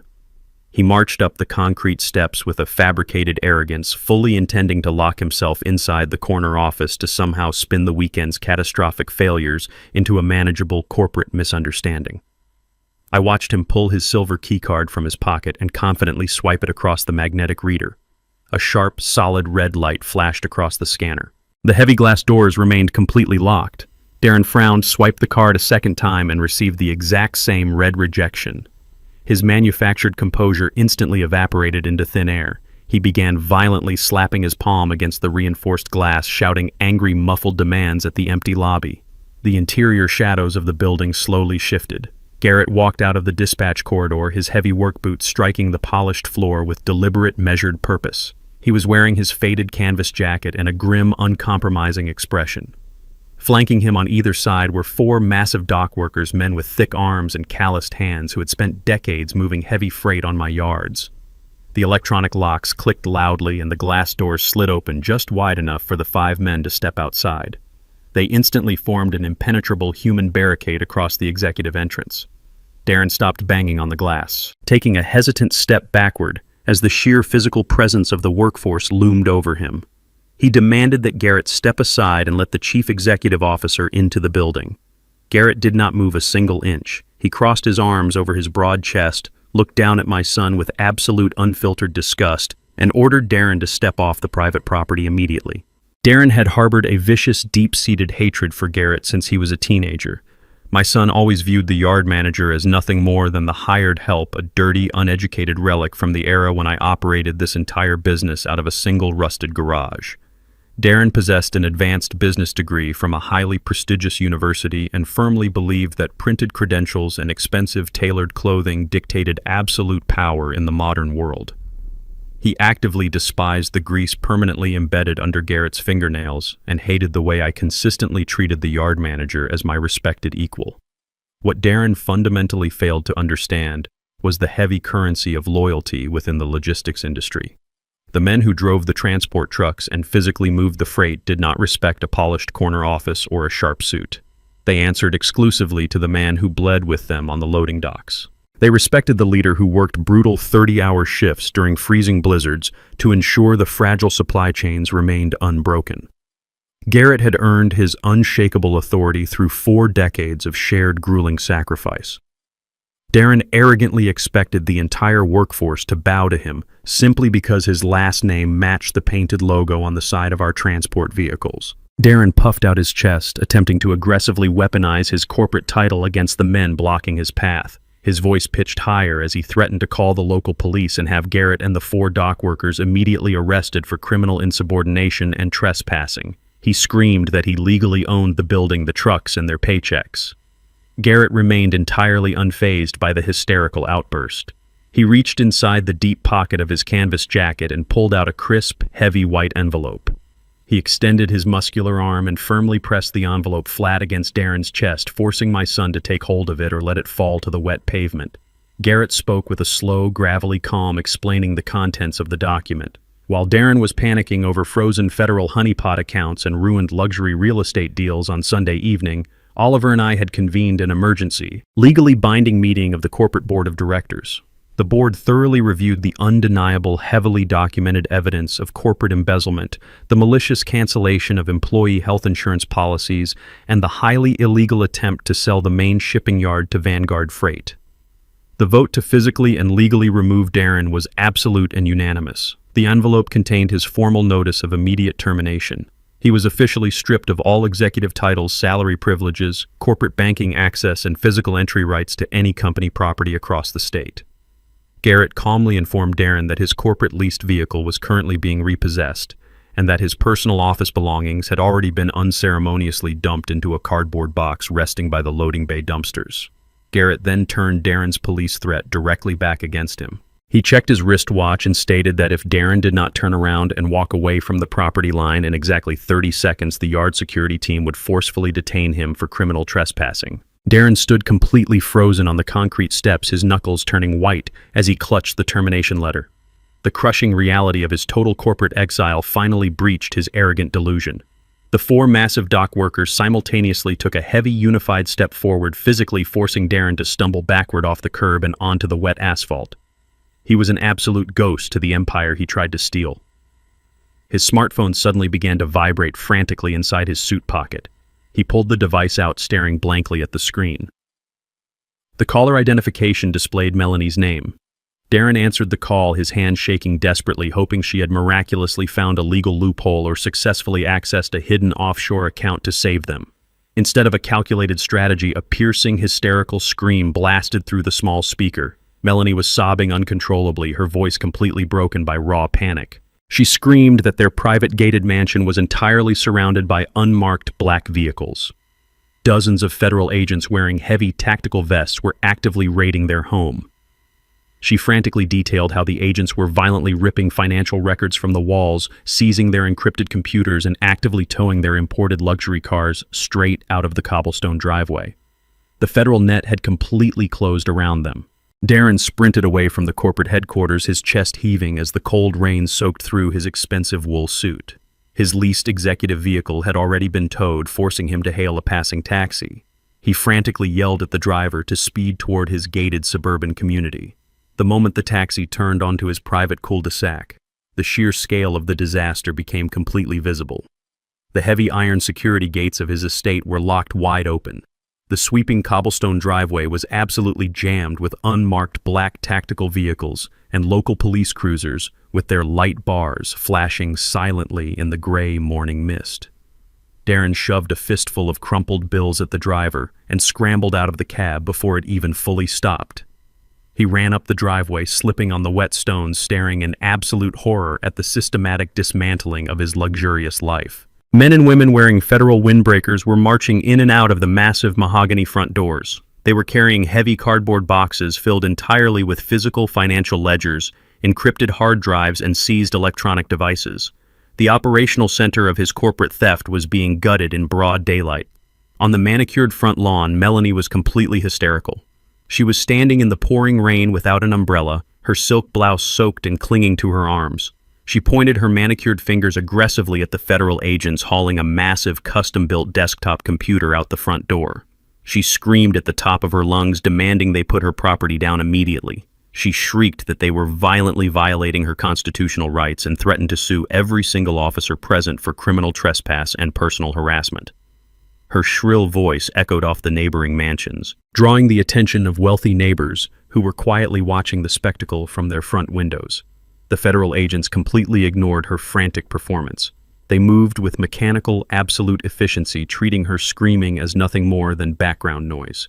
Darren pushed his way through the line of uniformed officers guarding the perimeter tape.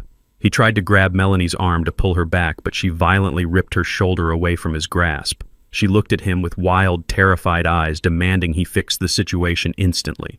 She screamed that he was the supposed corporate genius and ordered him to make the federal agents leave their property.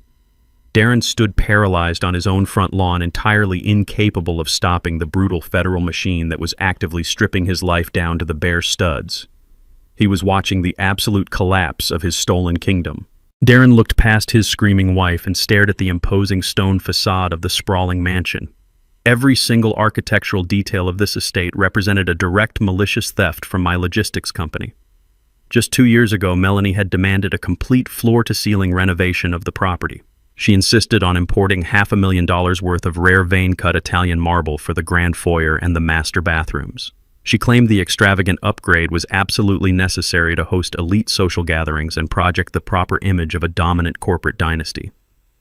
Darren authorized the massive wire transfer without a second thought, burying the exorbitant personal expense inside a complex web of falsified corporate equipment upgrades. During that exact same financial quarter, the safety committee at the main shipping yard had submitted a desperate, formal request for upgraded reinforced steel toe boots and high-visibility winter weather gear for the night shift drivers. Darren had summarily denied the worker safety request, citing severe corporate budget constraints and necessary fiscal austerity. He forced men to walk on freezing, slick loading docks in deteriorating footwear so his wife could walk barefoot across heated Italian stone. The breathtaking scale of their vanity was built entirely on the physical suffering of the very people who generated their wealth. The federal agents marching across that imported marble were now stepping on the undeniable solid proof of their ruthless corporate embezzlement. Darren felt a sudden, desperate surge of false authority. He stormed past the perimeter tape and marched directly up the stone steps toward the lead federal agent coordinating the removal of evidence. Darren squared his shoulders, puffed out his chest, and aggressively demanded that the agents cease all activities immediately. He loudly declared that this property was a private, legally protected residence, and that they had absolutely no jurisdiction to seize personal assets without a fully litigated court order. The lead agent stopped writing on his clipboard. He looked Darren up and down with an expression of total, unfiltered boredom. The agent reached into his heavy tactical vest and pulled out a thick, multi-page legal document bearing the fresh, embossed seal of a federal judge. He slapped the seizure warrant directly against Darren's chest, mirroring the exact humiliating motion Garrett had executed just an hour earlier. The agent calmly informed Darren that this document was a comprehensive federal asset forfeiture order. The intricate forensic accounting provided by my lawyer earlier that morning had explicitly proven that every single brick of this mansion, every luxury vehicle in the garage, and every piece of custom furniture had been purchased exclusively with embezzled corporate funds and stolen medical insurance premiums. Because the assets were the direct proceeds of severe federal wire fraud, the property did not belong to Darren or Melanie. It legally belonged to the state. Melanie stopped screaming at the officers and turned slowly to look at Darren. The horrifying reality of the federal agent's words completely shattered her delusion. She was not just losing her wealth. She was losing her entire high society identity. The survival instinct that had caused her to turn on Darren at the restaurant instantly flared up again. She marched across the wet grass, raised her right hand, and slapped Darren viciously across the face. The sharp crack echoed over the sound of the rain. She did not shed a single tear for him. She pointed a trembling finger at his face, her voice dripping with absolute venom. She loudly blamed his utter incompetence for their total ruin. She screamed that he was a pathetic failure who could not even successfully execute a simple corporate takeover against a weak old man. She shrieked that she had wasted her youth on a weak coward who had just stripped her of everything. The fragile, opportunistic alliance that held their marriage together completely disintegrated on the front lawn. The lead federal agent stepped between the feuding couple, entirely uninterested in their sudden domestic collapse.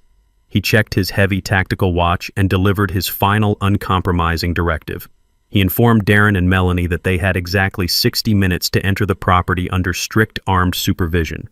They were legally permitted to pack exactly one standard suitcase each, strictly limited to basic personal clothing and essential toiletries. Any jewelry, electronics, cash, or valuable accessories were classified as seized federal evidence and would be immediately confiscated at the door. Following the 60-minute packing window, they would be permanently escorted off the premises and entirely locked out. They were effectively homeless, stripped of every stolen dollar and every ounce of unearned luxury.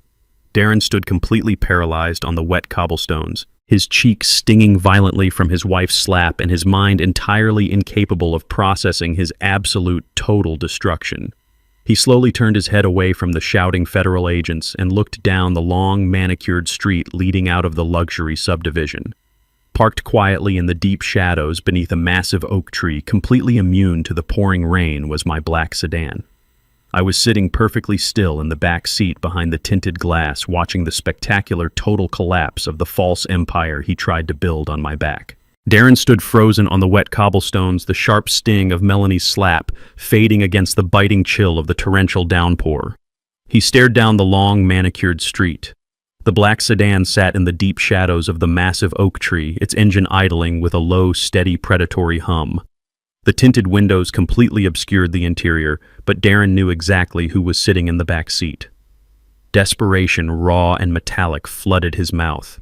He had absolutely no money, no corporate shield, no allies, and a wife who had just publicly turned on him. The federal agents behind him were actively dismantling his entire life piece by piece, boxing up his fraudulent empire. He took a hesitant step toward the sedan, then another. He began to run his expensive Italian leather shoes, slipping wildly on the slick, rain-swept asphalt. The heavy downpour instantly plastered his custom-tailored suit to his skin, completely washing away the last arrogant remnants of the untouchable chief executive officer. He reached the black car, slamming his wet palms flat against the rear passenger window. He banged his fists against the reinforced glass, leaving smeared handprints across the dark tint. He screamed my name into the storm, his voice cracking, entirely stripped of its usual polished corporate cadence. He begged me to roll down the window. He pleaded for just 5 minutes of my time. He shouted that the federal agents were taking absolutely everything, that his accounts were entirely frozen, that he was about to be federally indicted and thrown out onto the street with nothing. When the tinted glass remained completely motionless, Darren abruptly changed his strategy. He abandoned his desperate corporate bargaining and resorted to the lowest form of emotional extortion. He pressed his wet face against the cold glass and invoked his mother. He screamed Evelyn's name into the driving rain. He cried out that she would be absolutely horrified to see her only son destroyed and publicly humiliated like this. He yelled that my late wife would never under any circumstances allow me to unleash a pack of ruthless federal prosecutors on her own child. He begged me to call Oliver to call off the corporate lawyers, to order the federal agents to immediately drop the asset forfeiture warrants. He promised to permanently walk away from the logistics empire, to sign whatever legally binding documents I wanted if I just stopped the absolute annihilation of his life. He aggressively weaponized the memory of a dead woman, attempting to use her ghost as a shield against his own catastrophic criminal consequences. Inside the quiet, climate-controlled sanctuary of the sedan, I stared straight ahead, my hands gripping the leather armrest from the back seat as I leaned slightly forward. The sound of Darren's frantic pounding was heavily muffled by the thick acoustic glass. The desperate mention of Evelyn did not shatter my resolve or summon any hidden well of paternal mercy. It solidified my anger into hardened, unbreakable steel. My mind instantly flashed back to a sterile white hospital room 15 years ago. The cardiac monitors beeped a slow, failing rhythm. Evelyn lay in the narrow institutional bed, her skin pale and paper-thin, her breathing shallow as the aggressive illness finally overtook her frail body. She held my hand with a surprisingly fierce grip in her final fading moments. She looked me directly in the eyes and made me swear a single unbreakable oath. She asked me to ensure that Darren grew into a man of absolute honor. She wanted a son who built his legacy on hard work, profound integrity, and respect for the people working beneath him, not unearned entitlement and cowardly deceit. I promised her I would guide him. For 15 years I tried to fulfill that sacred vow. I offered him comprehensive mentorship, boundless opportunity, and the hardest, most valuable lessons of the ruthless business world. Darren aggressively rejected all of it, actively choosing the path of an arrogant, lazy thief instead. Protecting a man who deliberately steals medical funds from blue-collar workers to purchase imported marble is not an act of love. Shielding a criminal from the devastating legal consequences of his own boundless greed is a total, unforgivable betrayal of everything Evelyn stood for. I would not dishonor her memory by saving a monster. I reached forward and pressed the silver button on the door panel. The tinted window rolled down exactly 2 inches, stopping with a sharp mechanical click. The sudden opening allowed the biting wind and the deafening roar of the torrential rain to instantly invade the silent cabin, carrying the distinct scent of wet asphalt and Darren's sour, suffocating desperation. Darren instantly pressed his face to the narrow gap, his wet hair plastered to his forehead, his eyes wide and violently bloodshot. He started rambling, vomiting a chaotic, pathetic stream of apologies and frantic promises to personally repay every single stolen dollar if I just made the federal agents go away.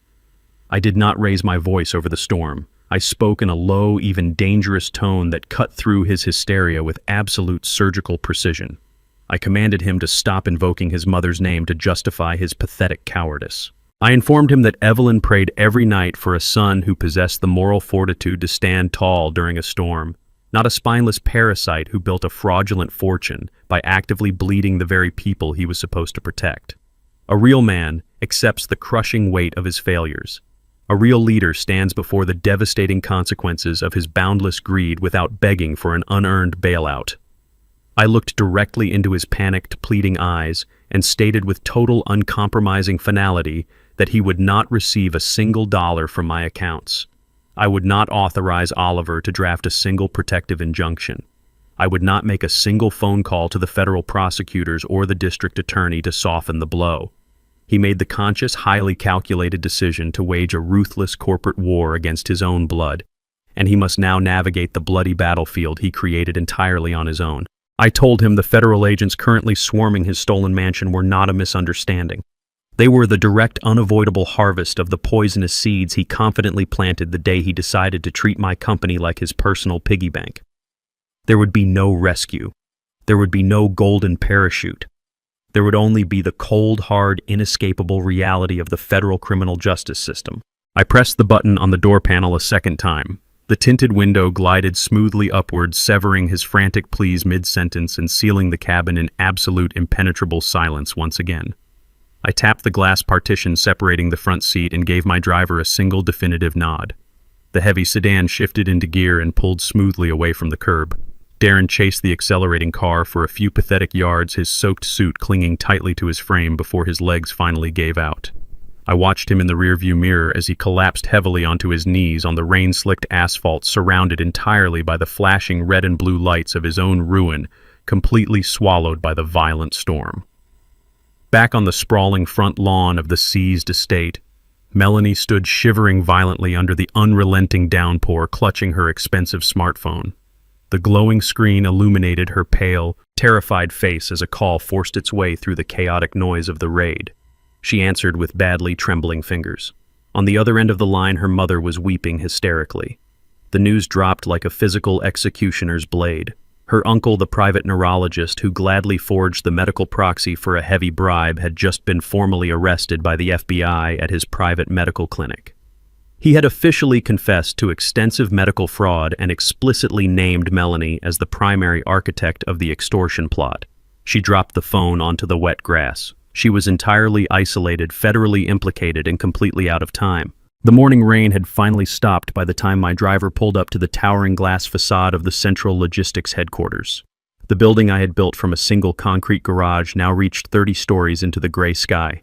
I walked through the sliding automatic doors. The lobby was completely silent. The usual frantic energy of a Monday morning was entirely absent. Word of the federal raid on Darren's estate had already swept through the corporate grapevine with the speed of a wildfire.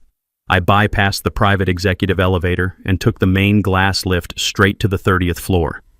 I wanted every single employee to see me. I wanted them to know the absolute owner had returned to reclaim his territory. I walked down the long carpeted corridor toward the primary boardroom. Through the heavy glass walls, I could see them waiting. 12 senior executives sat around the massive mahogany table. These were the men and women Darren had handpicked and promoted to run my empire into the ground. They were wearing their expensive tailored suits and their luxury watches, but their faces were completely pale. Their hands were shaking. Some stared at their polished leather portfolios, too terrified to look up. Others anxiously checked their silent phones, desperately hoping for a miraculous bailout that would never come. I opened the heavy doors and stepped into the room. The silence was absolute. It was a thick, suffocating silence born of pure, unadulterated terror. They knew exactly why I was there. They knew the federal authorities were currently dissecting their corrupt financial ledgers. I walked slowly past the trembling executives. I did not offer a single word of greeting. I did not acknowledge their nervous, pleading glances. I walked directly to the head of the table. I pulled out the heavy leather chair that Darren had illegally occupied for the past 2 years, and I sat down. I rested my hands flat on the polished wood and looked at each of them in turn. I let the silence stretch. I let the silence stretch until it became a physical weight pressing down on their chests. I let the silence stretch to emphasize their absolute vulnerability. 5 years ago, I had personally approved the hiring of every single person sitting in this room. I brought them in to modernize our aging logistics network. I gave them access to state-of-the-art technology, massive operational budgets, and profound corporate authority. I wanted them to streamline our shipping routes and secure the financial future of our blue-collar workforce. Instead, they traded their corporate integrity for Darren's offshore bonuses. They watched my son systematically siphon millions of dollars from the employee health insurance funds, and they chose to look the other way. They signed off on fraudulent expense reports to fund Melanie's imported Italian marble. They approved the malicious denial of basic safety equipment for the night shift dock workers, because Darren promised them massive quarterly dividends in return for their absolute silence. They became incredibly comfortable in their corner offices. They became incredibly comfortable cashing their inflated checks. They became incredibly comfortable destroying the lives of the men and women working on the loading docks. They had completely forgotten who actually built this company from the ground up. They had forgotten who owned the physical trucks, the distribution centers, and the very ground beneath their feet. They looked at a fragile old man and assumed the ship was entirely theirs to plunder. I did not raise my voice. I did not need to shout to establish my total authority over the room. I kept my tone low, steady, and dangerously calm. I looked directly at the chief financial officer, a man sweating profusely into his silk collar, and informed him that corporate negligence is a deeply unforgivable offense. I reached into my leather briefcase and pulled out a thick stack of formal, heavily embossed documents. I placed my hand firmly on top of the stack.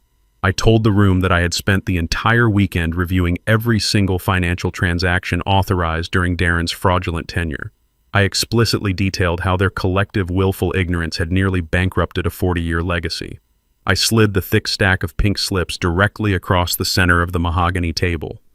The papers fanned out across the polished wood, stopping perfectly in front of the terrified executives.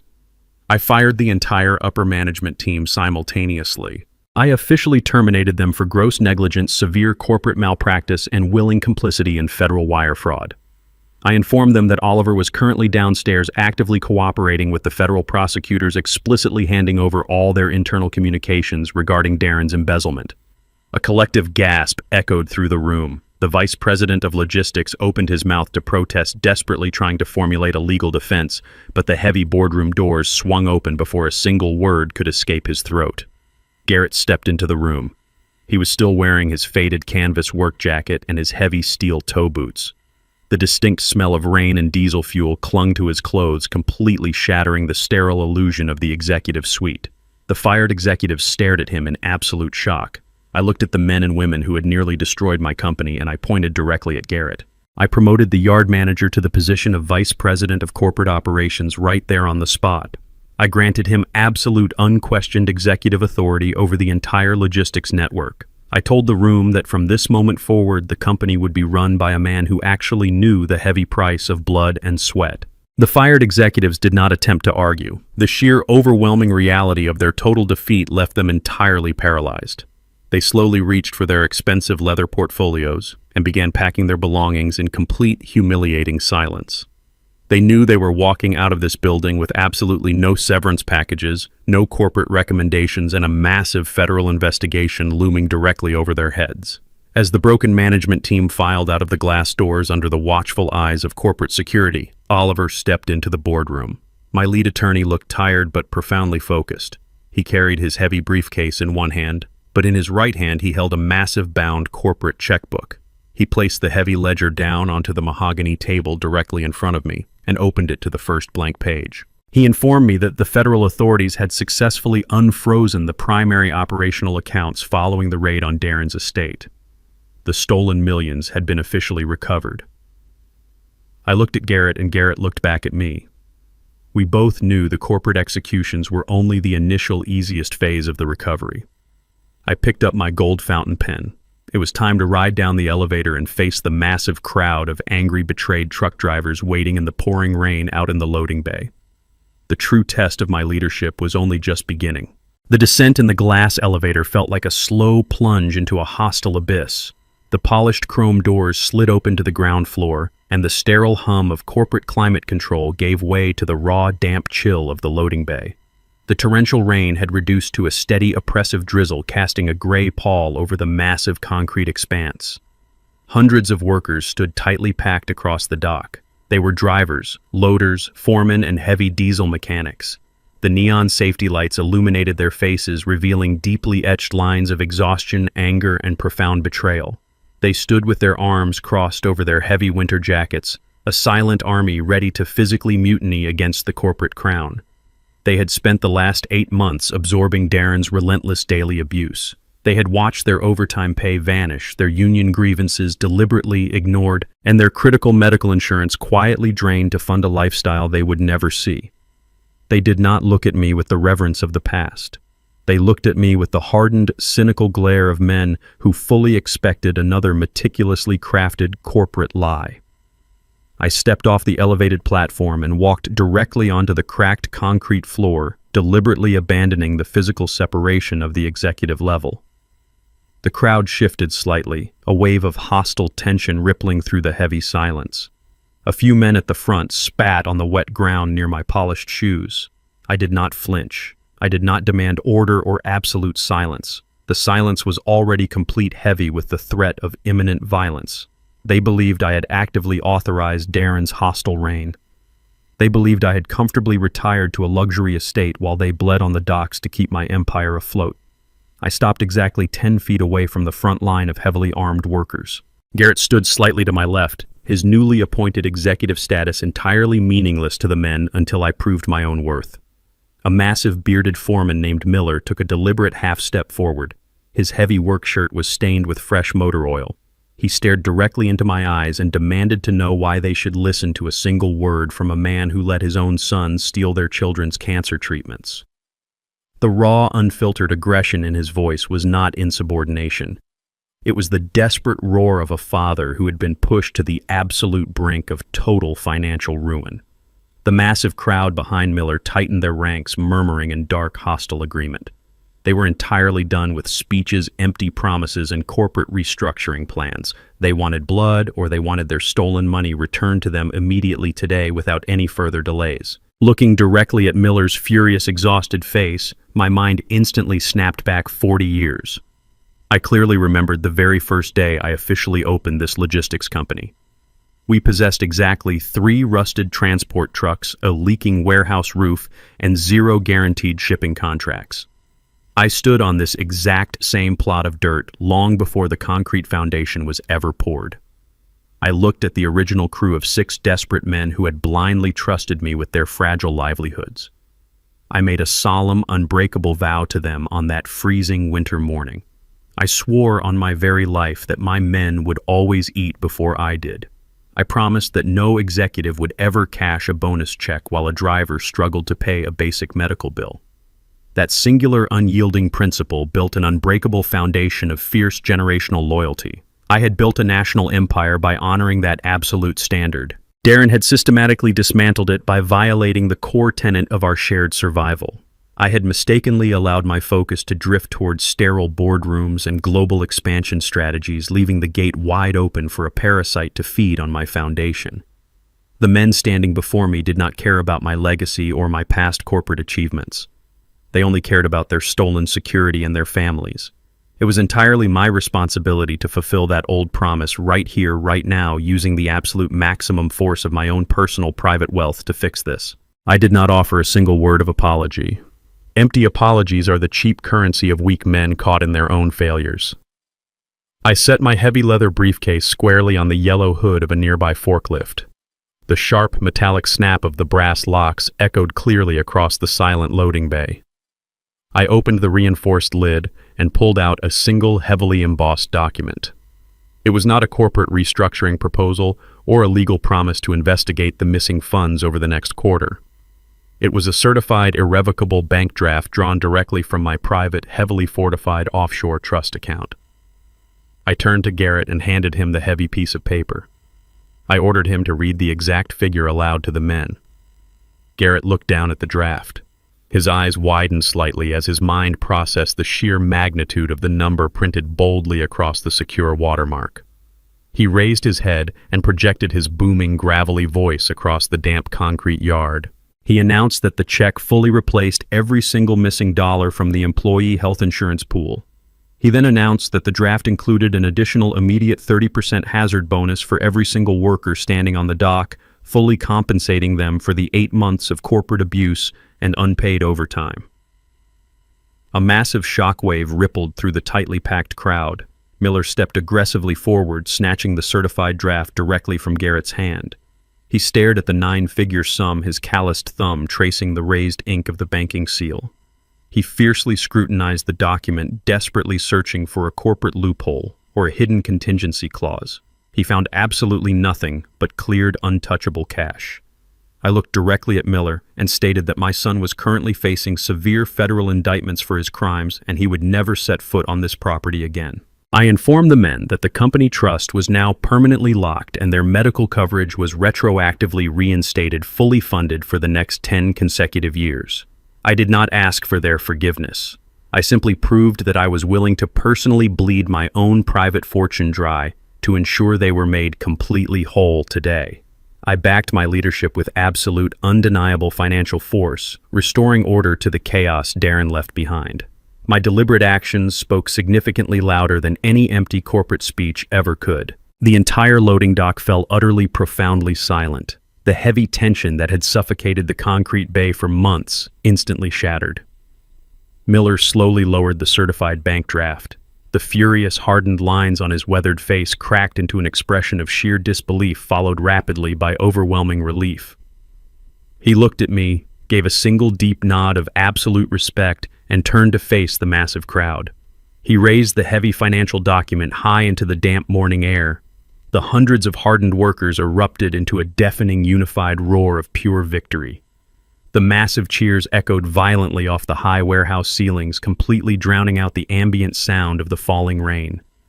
The deep generational loyalty that Darren had so carelessly destroyed was instantly and permanently restored. Men slapped each other on the back, the crushing weight of their financial ruin fully lifted. I stood beside Garrett, quietly watching the intense celebration, feeling the true heartbeat of my empire return to a steady, powerful rhythm. The triumph was absolute, but the loud cheering was suddenly and aggressively pierced by a high-pitched, escalating wail. The sharp sound of multiple approaching sirens rapidly cut through the raw noise of the workers. Several local police cruisers swung aggressively around the corner of the main road, their bright blue and red lights slicing through the gray mist. They accelerated straight toward the open front gate for the final act. The wail of the sirens grew deafening as the convoy of local police cruisers and unmarked federal tactical vehicles breached the main gates of the logistics headquarters. The massive crowd of cheering truck drivers and dock workers immediately parted, creating a wide, silent path across the cracked concrete of the loading bay. The heavy tires of the law enforcement vehicles hissed against the wet asphalt, coming to a synchronized halt directly in front of the executive loading ramp, where I stood with Garrett and Miller. The flashing red and blue light bars painted the gray morning mist with chaotic bursts of color, casting long, frantic shadows across the faces of the betrayed workforce. Inside the back of the lead patrol car, seated behind a heavy steel mesh partition, was Darren. His expensive wool suit was entirely ruined, soaked with rainwater and stained with mud from his pathetic collapse on the cobblestone driveway of his seized estate. He sat with his head bowed, his shoulders slumped in absolute total defeat.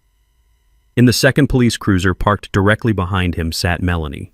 Her pristine, high society facade had been completely eradicated. Her expensive silk blouse was torn, her designer mascara was smeared darkly down her pale cheeks, and her hands were bound tightly behind her back with heavy metal cuffs. They had been apprehended at the mansion, systematically processed by the federal raid team, and were now being formally transported to the county jail for booking. The lead detective had deliberately routed the transport convoy straight through the central shipping yard. It was a highly calculated maneuver designed to publicly parade the corporate thieves directly past the hundreds of blue-collar workers they had so viciously defrauded. The visual impact was instantaneous and profound. The men standing on the docks did not hurl insults or throw debris. They simply watched the flashing vehicles in absolute punishing silence. The quiet weight of hundreds of condemning stares pressed heavily against the reinforced glass of the police cruisers. Darren flinched visibly under the collective gaze of the men whose cancer treatments and overtime wages he had stolen to finance his vanity. He tried to turn his face away from the window, desperate to hide his utter humiliation, but there was absolutely nowhere left to run. He was finally trapped in a cage he had built entirely with his own boundless arrogance. The workers stood tall, their stolen livelihoods fully restored by my hand, watching the definitive end of the corporate parasite who had nearly destroyed their families. I stood near the edge of the concrete platform and watched the flashing emergency lights illuminate my son's ruined face. A profound, heavy sorrow settled deep into my chest, a heavy ache that only a father forced to witness the total destruction of his own flesh and blood could possibly understand. I remembered teaching Darren how to ride his first bicycle, holding him steady when he faltered. I remembered standing proudly at his university graduation, foolishly believing he would use his brilliant mind to expand our legacy with honor and integrity. But intertwined with that suffocating sorrow was a cold, absolute certainty. I felt absolutely no regret for orchestrating this brutal downfall. Over the past few weeks, I had meticulously analyzed his systemic corporate thefts, watching him deliberately siphon the lifeblood out of our hardworking employees without a single ounce of empathy. Darren was not simply a misguided executive who had made a poor financial calculation. He was a malignant tumor feeding aggressively on the healthy tissue of this company. I recognized long ago that you cannot negotiate with a malignancy. You cannot offer it a compromise or hope it magically changes its destructive nature. You must ruthlessly and entirely excise the tumor to save the host. I had chosen to save the hundreds of innocent families relying on my logistics network, even if it meant permanently destroying the man who carried my last name. Protecting a thief is not an act of honor. The heavy door of the lead unmarked vehicle swung open. The lead federal detective stepped out onto the damp concrete, holding a weatherproof binder tight against his chest. He pulled his collar up against the lingering drizzle and walked purposefully up the steel steps of the loading dock until he stood directly in front of me. He did not waste time with formal pleasantries. He spoke with the crisp, uncompromising efficiency of a man actively building an ironclad criminal prosecution. He informed me that Darren and Melanie were officially facing multiple counts of massive wire fraud, corporate embezzlement, and criminal conspiracy across state lines. The district attorney was currently preparing to bring the full weight of the federal justice system down upon them. The detective looked me dead in the eye and asked if I was fully prepared to take the stand at the upcoming grand jury hearing. He needed my sworn, direct testimony to legally authenticate the corporate ledgers and seal the federal indictments permanently. Before I could answer, a violent commotion erupted from the second patrol car. Melanie had managed to roll her window down a fraction of an inch using her chin. She pressed her tear-streaked face against the narrow gap and began screaming hysterically across the silent loading bay. She completely abandoned any lingering pretense of marital loyalty. She loudly offered to testify entirely against Darren in exchange for immediate federal immunity. She shrieked that she possessed a hidden flash drive containing Darren's secret offshore routing numbers, his encrypted emails with the Vanguard executives, and the private ledgers detailing his medical insurance theft. She eagerly offered to hand the prosecution every single nail required to seal her husband's coffin, desperately begging the detective to let her walk free. The raw, unfiltered betrayal echoed off the high warehouse ceilings. The detective did not even turn his head to acknowledge her pathetic, shrieking barter. He kept his steady gaze locked entirely on me, waiting for my final answer. The workers on the dock watched the incredible spectacle, disgusted by the sheer venomous cowardice of the woman who had happily spent their stolen wages just days prior. She was willing to burn her entire world to ash just to save her own skin. I held up a hand, silently asking the lead detective for a single moment. I walked slowly down the steel steps of the loading dock and approached the first police cruiser. I stopped inches from the reinforced glass and looked directly through the heavy metal mesh. Darren sat trembling in the back seat, his wrists bound tightly in iron. He slowly lifted his head, but the second he met my gaze, he violently flinched. He could not maintain eye contact with the man whose legacy he had tried to slaughter. He dropped his eyes to the rubber floorboard, completely shattered, entirely unable to face the absolute reality of his own pathetic reflection. I did not offer him a single word of comfort or an ounce of fatherly forgiveness. I simply turned my back on his cage and walked steadily back up to the platform. I faced the federal detective and gave him my final, unwavering commitment. I confirmed that I would provide absolutely all necessary testimony, present every hidden ledger, and sit before the grand jury to ensure my son received the absolute maximum federal sentence allowed by law. The detective gave a single respectful nod. He turned, walked back to his vehicle, and signaled the convoy. The sirens wailed and the police cruisers drove away, taking the thieves out of my empire forever. 3 months had passed since the morning the federal cruisers carried my son away from the logistics yard. The heavy oak doors of the federal courthouse swung shut, sealing the packed gallery in a tense, expectant silence.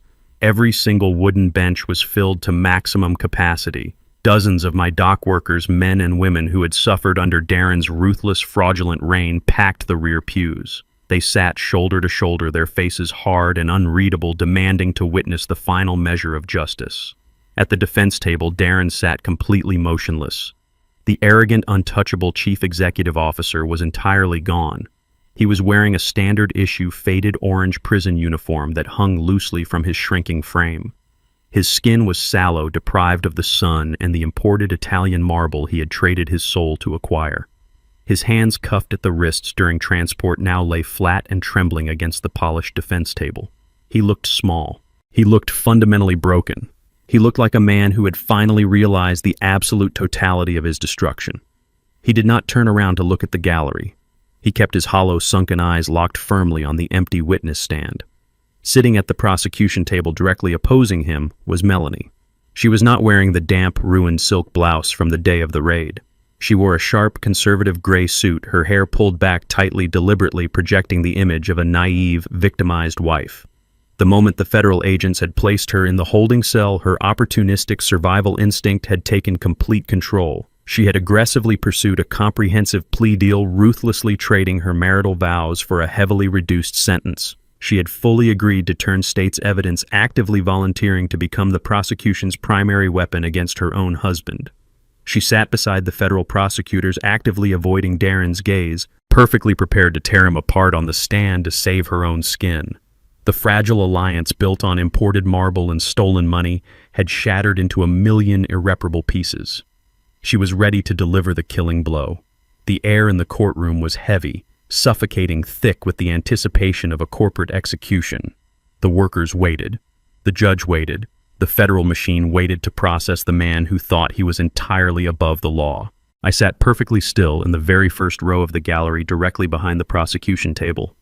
I was wearing a dark tailored charcoal suit. It was the exact same suit I had worn 15 years ago to stand beside Evelyn's open grave. I had worn it on the day I buried the love of my life, the day I made a sacred vow to raise our son into a man of profound honor. I chose to wear it again today because I was attending another funeral. I was not burying my son in the cold, damp earth. I was actively participating in burying him under thousands of pounds of federal concrete and steel. Evelyn had slipped away quietly, her hand gripping mine, holding fiercely to the hope that Darren would become a beacon of integrity. I sat in the hard wooden pew, feeling the heavy, suffocating weight of my profound failure as a father. I had provided him with every tool, every opportunity, and every lesson required to build a righteous empire. He took those tools and actively forged his own prison cell. He took those opportunities and aggressively stole from the men who built our wealth. The son I had promised to protect had died the very moment he decided my blue-collar workers were simply collateral damage. The man sitting at the defense table was a stranger, a corporate parasite wearing my last name, and I was fully prepared to watch him be permanently excised from society. The lead federal prosecutor stood and approached the center of the courtroom holding a thick electronic tablet. He did not waste time with theatrical opening statements. He began a systematic, brutal dismantling of Darren's entire fraudulent empire. The prosecutor pressed a button and the courtroom's audio system crackled to life. High-definition recordings echoed off the mahogany walls. It was Darren's own voice captured on federal wiretaps casually authorizing the illegal transfer of employee health insurance premiums into private offshore trusts. His voice sounded arrogant, dismissive, completely devoid of basic human empathy as he ordered the financial blackout of the workers' medical coverage. The workers in the gallery shifted angrily in their seats, listening to the exact moments their lives were traded for luxury assets. The prosecutor then projected the forged medical documents onto the massive digital screens. He meticulously traced the forged signatures, the bribed neurologists' falsified assessments, and the highly illegal corporate proxy Darren had used to seize my operational control. The paper trail was absolute flawless and undeniably damning. Then the prosecutor called his star witness. Melanie stood up, smoothed her conservative suit, and walked confidently to the witness stand. She raised her right hand, swore an oath to the truth, and immediately began to lie with masterful precision. She painted herself as a terrified, heavily manipulated victim. She testified that Darren was a psychological monster, a ruthless, controlling megalomaniac who forced her to participate in the embezzlement under severe emotional duress. She wept highly calculated tears, claiming she had absolutely no idea the millions of dollars funding their lavish lifestyle were actively stolen from sick and dying workers. She systematically unloaded every single ounce of criminal liability directly onto Darren's shoulders, providing the jury with explicit dates, hidden account passwords, and devastating internal emails. Darren sat paralyzed at the defense table. His highly paid corporate defense attorneys sat completely silent, entirely outmatched and outmaneuvered by the sheer volume of undeniable federal evidence. His defense did not just fail, it completely and totally crumbled into dust. He stared at Melanie, his mouth slightly open, completely unable to comprehend the absolute depth of her betrayal. Every single defense strategy, every legal loophole, every desperate attempt to shift the blame was systematically crushed by her devastating testimony. The prosecution rested its case, leaving a silent, stunned courtroom staring at a man who possessed absolutely nothing left to hide behind. The federal judge instructed the jury and dismissed them to begin their formal deliberations. In complex corporate fraud cases involving millions of stolen dollars, deliberations routinely lasted for several grueling days, sometimes extending into exhausting weeks of intense legal debate. The jury returned to the courtroom in less than 2 hours. The sheer, terrifying speed of their return sent a violent, visible shockwave directly through Darren's spine. He stood up as the 12 men and women filed back into the jury box, his hands gripping the edge of the defense table so tightly his knuckles turned a sickly, translucent white. He looked completely hollowed out, entirely consumed by the crushing gravity of the moment. The heavy oak doors were sealed shut. The armed bailiffs took their strict positions at the exits. The federal judge, a man with a stern, unyielding expression, looked over his reading glasses and addressed the jury box. He asked the jury foreman if they had successfully reached a unanimous verdict on all federal charges. The foreman, a stoic older woman, stood up holding a single sheet of paper. She looked directly at Darren, her face entirely devoid of sympathy, and confirmed that they had. The judge firmly ordered the defendant to face the jury and commanded the foreman to read the verdict aloud for the official court record. The silence that instantly descended upon the packed courtroom was absolute, heavy, and completely suffocating. The foreman stood frozen, his calloused hands trembling slightly as he clutched the legal document, the weight of the moment pressing down on the loading dock. A deathly silence blanketed the yard, turning the roar of heavy machinery into a distant, inconsequential hum. The men around him hardened by months of uncertainty, and the bitter sting of betrayal stared at the bank draft as if it were a mirage. Then, a low rumble started in the back ranks, swelling into a deafening, thunderous ovation. Men threw their hard hats into the air. Others gripped each other in fierce, unspoken solidarity. The betrayal that had festered within the company for months was cauterized by a single definitive act of restitution. The loyalty of the workforce, once considered lost, surged back with a fervor that shook the very foundations of the warehouse. The celebration was cut short. A piercing, high-pitched wail erupted from the front gate, slicing through the cheers like a blade. Multiple police cruisers' lights swirling in aggressive, rhythmic pulses swerved toward the loading bay. The crowd instinctively retreated, clearing a wide, silent path. The vehicles halted with a jarring screech of tires on wet concrete. I stepped forward, my hands locked behind my back, watching the officers emerge with their hands resting on their sidearms. The lead detective walked straight toward me, his expression grim. He looked at Darren and Melanie in the back of the cruisers, then at me. It was over. The game of corporate extortion had reached its terminal point. As the officers moved to process the final arrests, I felt a deep, resonant sorrow. It was the heavy, inevitable weight of a father watching his son finally arrive at the destination he had chosen for himself. I felt absolutely no regret for my actions. A tumor cannot be nurtured without poisoning the entire body. I had done what was necessary to excise the rot and preserve the integrity of the men and women who had built this life alongside me. 6 months had passed. The cold autumn air bit at the skin, but the warehouse was filled with the rhythmic, productive roar of heavy diesel engines. The shipping bays were operating at maximum capacity, the logistics network finally running with the precise, efficient discipline of a well-oiled machine. Garrett walked across the concrete floor, his stride confident, his uniform crisp. He stopped at the primary loading dock where I stood watching the fleet pull out for the morning run. He handed me the quarterly performance report. I glanced at the figures, noting the significant uptick in efficiency and the record profit margins. The workers were thriving, their faces reflecting a newfound stability and pride. The company had never been stronger or more profitable. A single plain white envelope arrived in the morning mail from the federal penitentiary. The return address was cold and official, marked with the serial number assigned to Darren. I held the letter in my hand for a long time, the paper feeling heavy, as if it contained the entire weight of our shattered history. I did not open it. There was nothing left to say that hadn't been already addressed in the silence of the courtroom or the finality of the verdict. I walked over to the heavy industrial shredder located in the office corner. I dropped the unopened envelope into the intake slot. I listened to the sharp mechanical sound of the blades destroying the paper, grinding the final words into meaningless dust. I poured a fresh cup of black coffee, the steam curling into the morning air. I stepped out onto the loading dock, breathing in the sharp, familiar scent of diesel and the lingering dampness of the recent rain. The storm had finally passed. The foundation of this company held firm, reinforced by hard work and absolute integrity. The silence that surrounded me was finally my own, earned through fire and restored by truth. The verdict was read by the foreman, his voice steady despite the suffocating weight of the room. Guilty on all counts: federal wire fraud, systemic embezzlement, and egregious elder abuse. The judge sentenced Darren to 12 years in a federal penitentiary. Melanie, having bartered her soul for a chance at freedom, received 4 years for her calculated complicity. As the bailiffs moved and the heavy metal cuffs clicked shut around Darren's wrists, he turned slowly, locking eyes with me one final time from the center of the courtroom. There were no tears remaining in his eyes, only the hollow, frigid realization of his own design. He had spent years meticulously dismantling the integrity of everything I had built, and now he was finally forced to stare at the ruins he had created. I nodded once, a silent, grim acknowledgement of the consequences he had earned through his own choices. There was no joy in this moment, only a profound, settling closure. The heavy steel door groaned shut behind them, effectively burying the man I had once hoped would be my successor, not in dirt, but in the unrelenting confinement of concrete and steel. 6 months have passed since the gavel fell.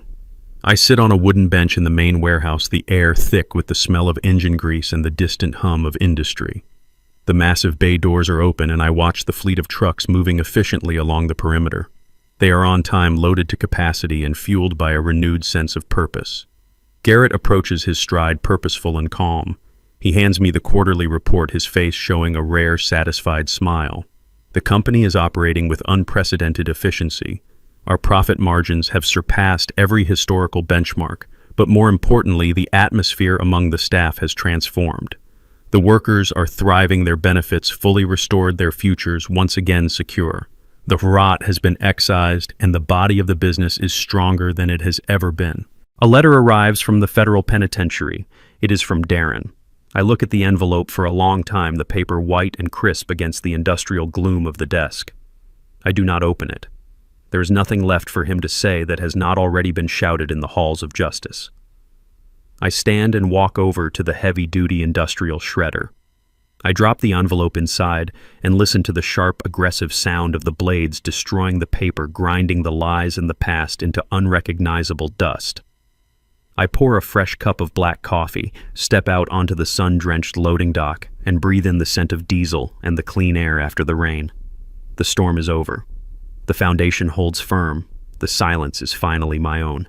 Reflecting on this journey, I have learned the most painful and essential lesson of leadership and fatherhood. Mercy without justice is merely a slow form of destruction.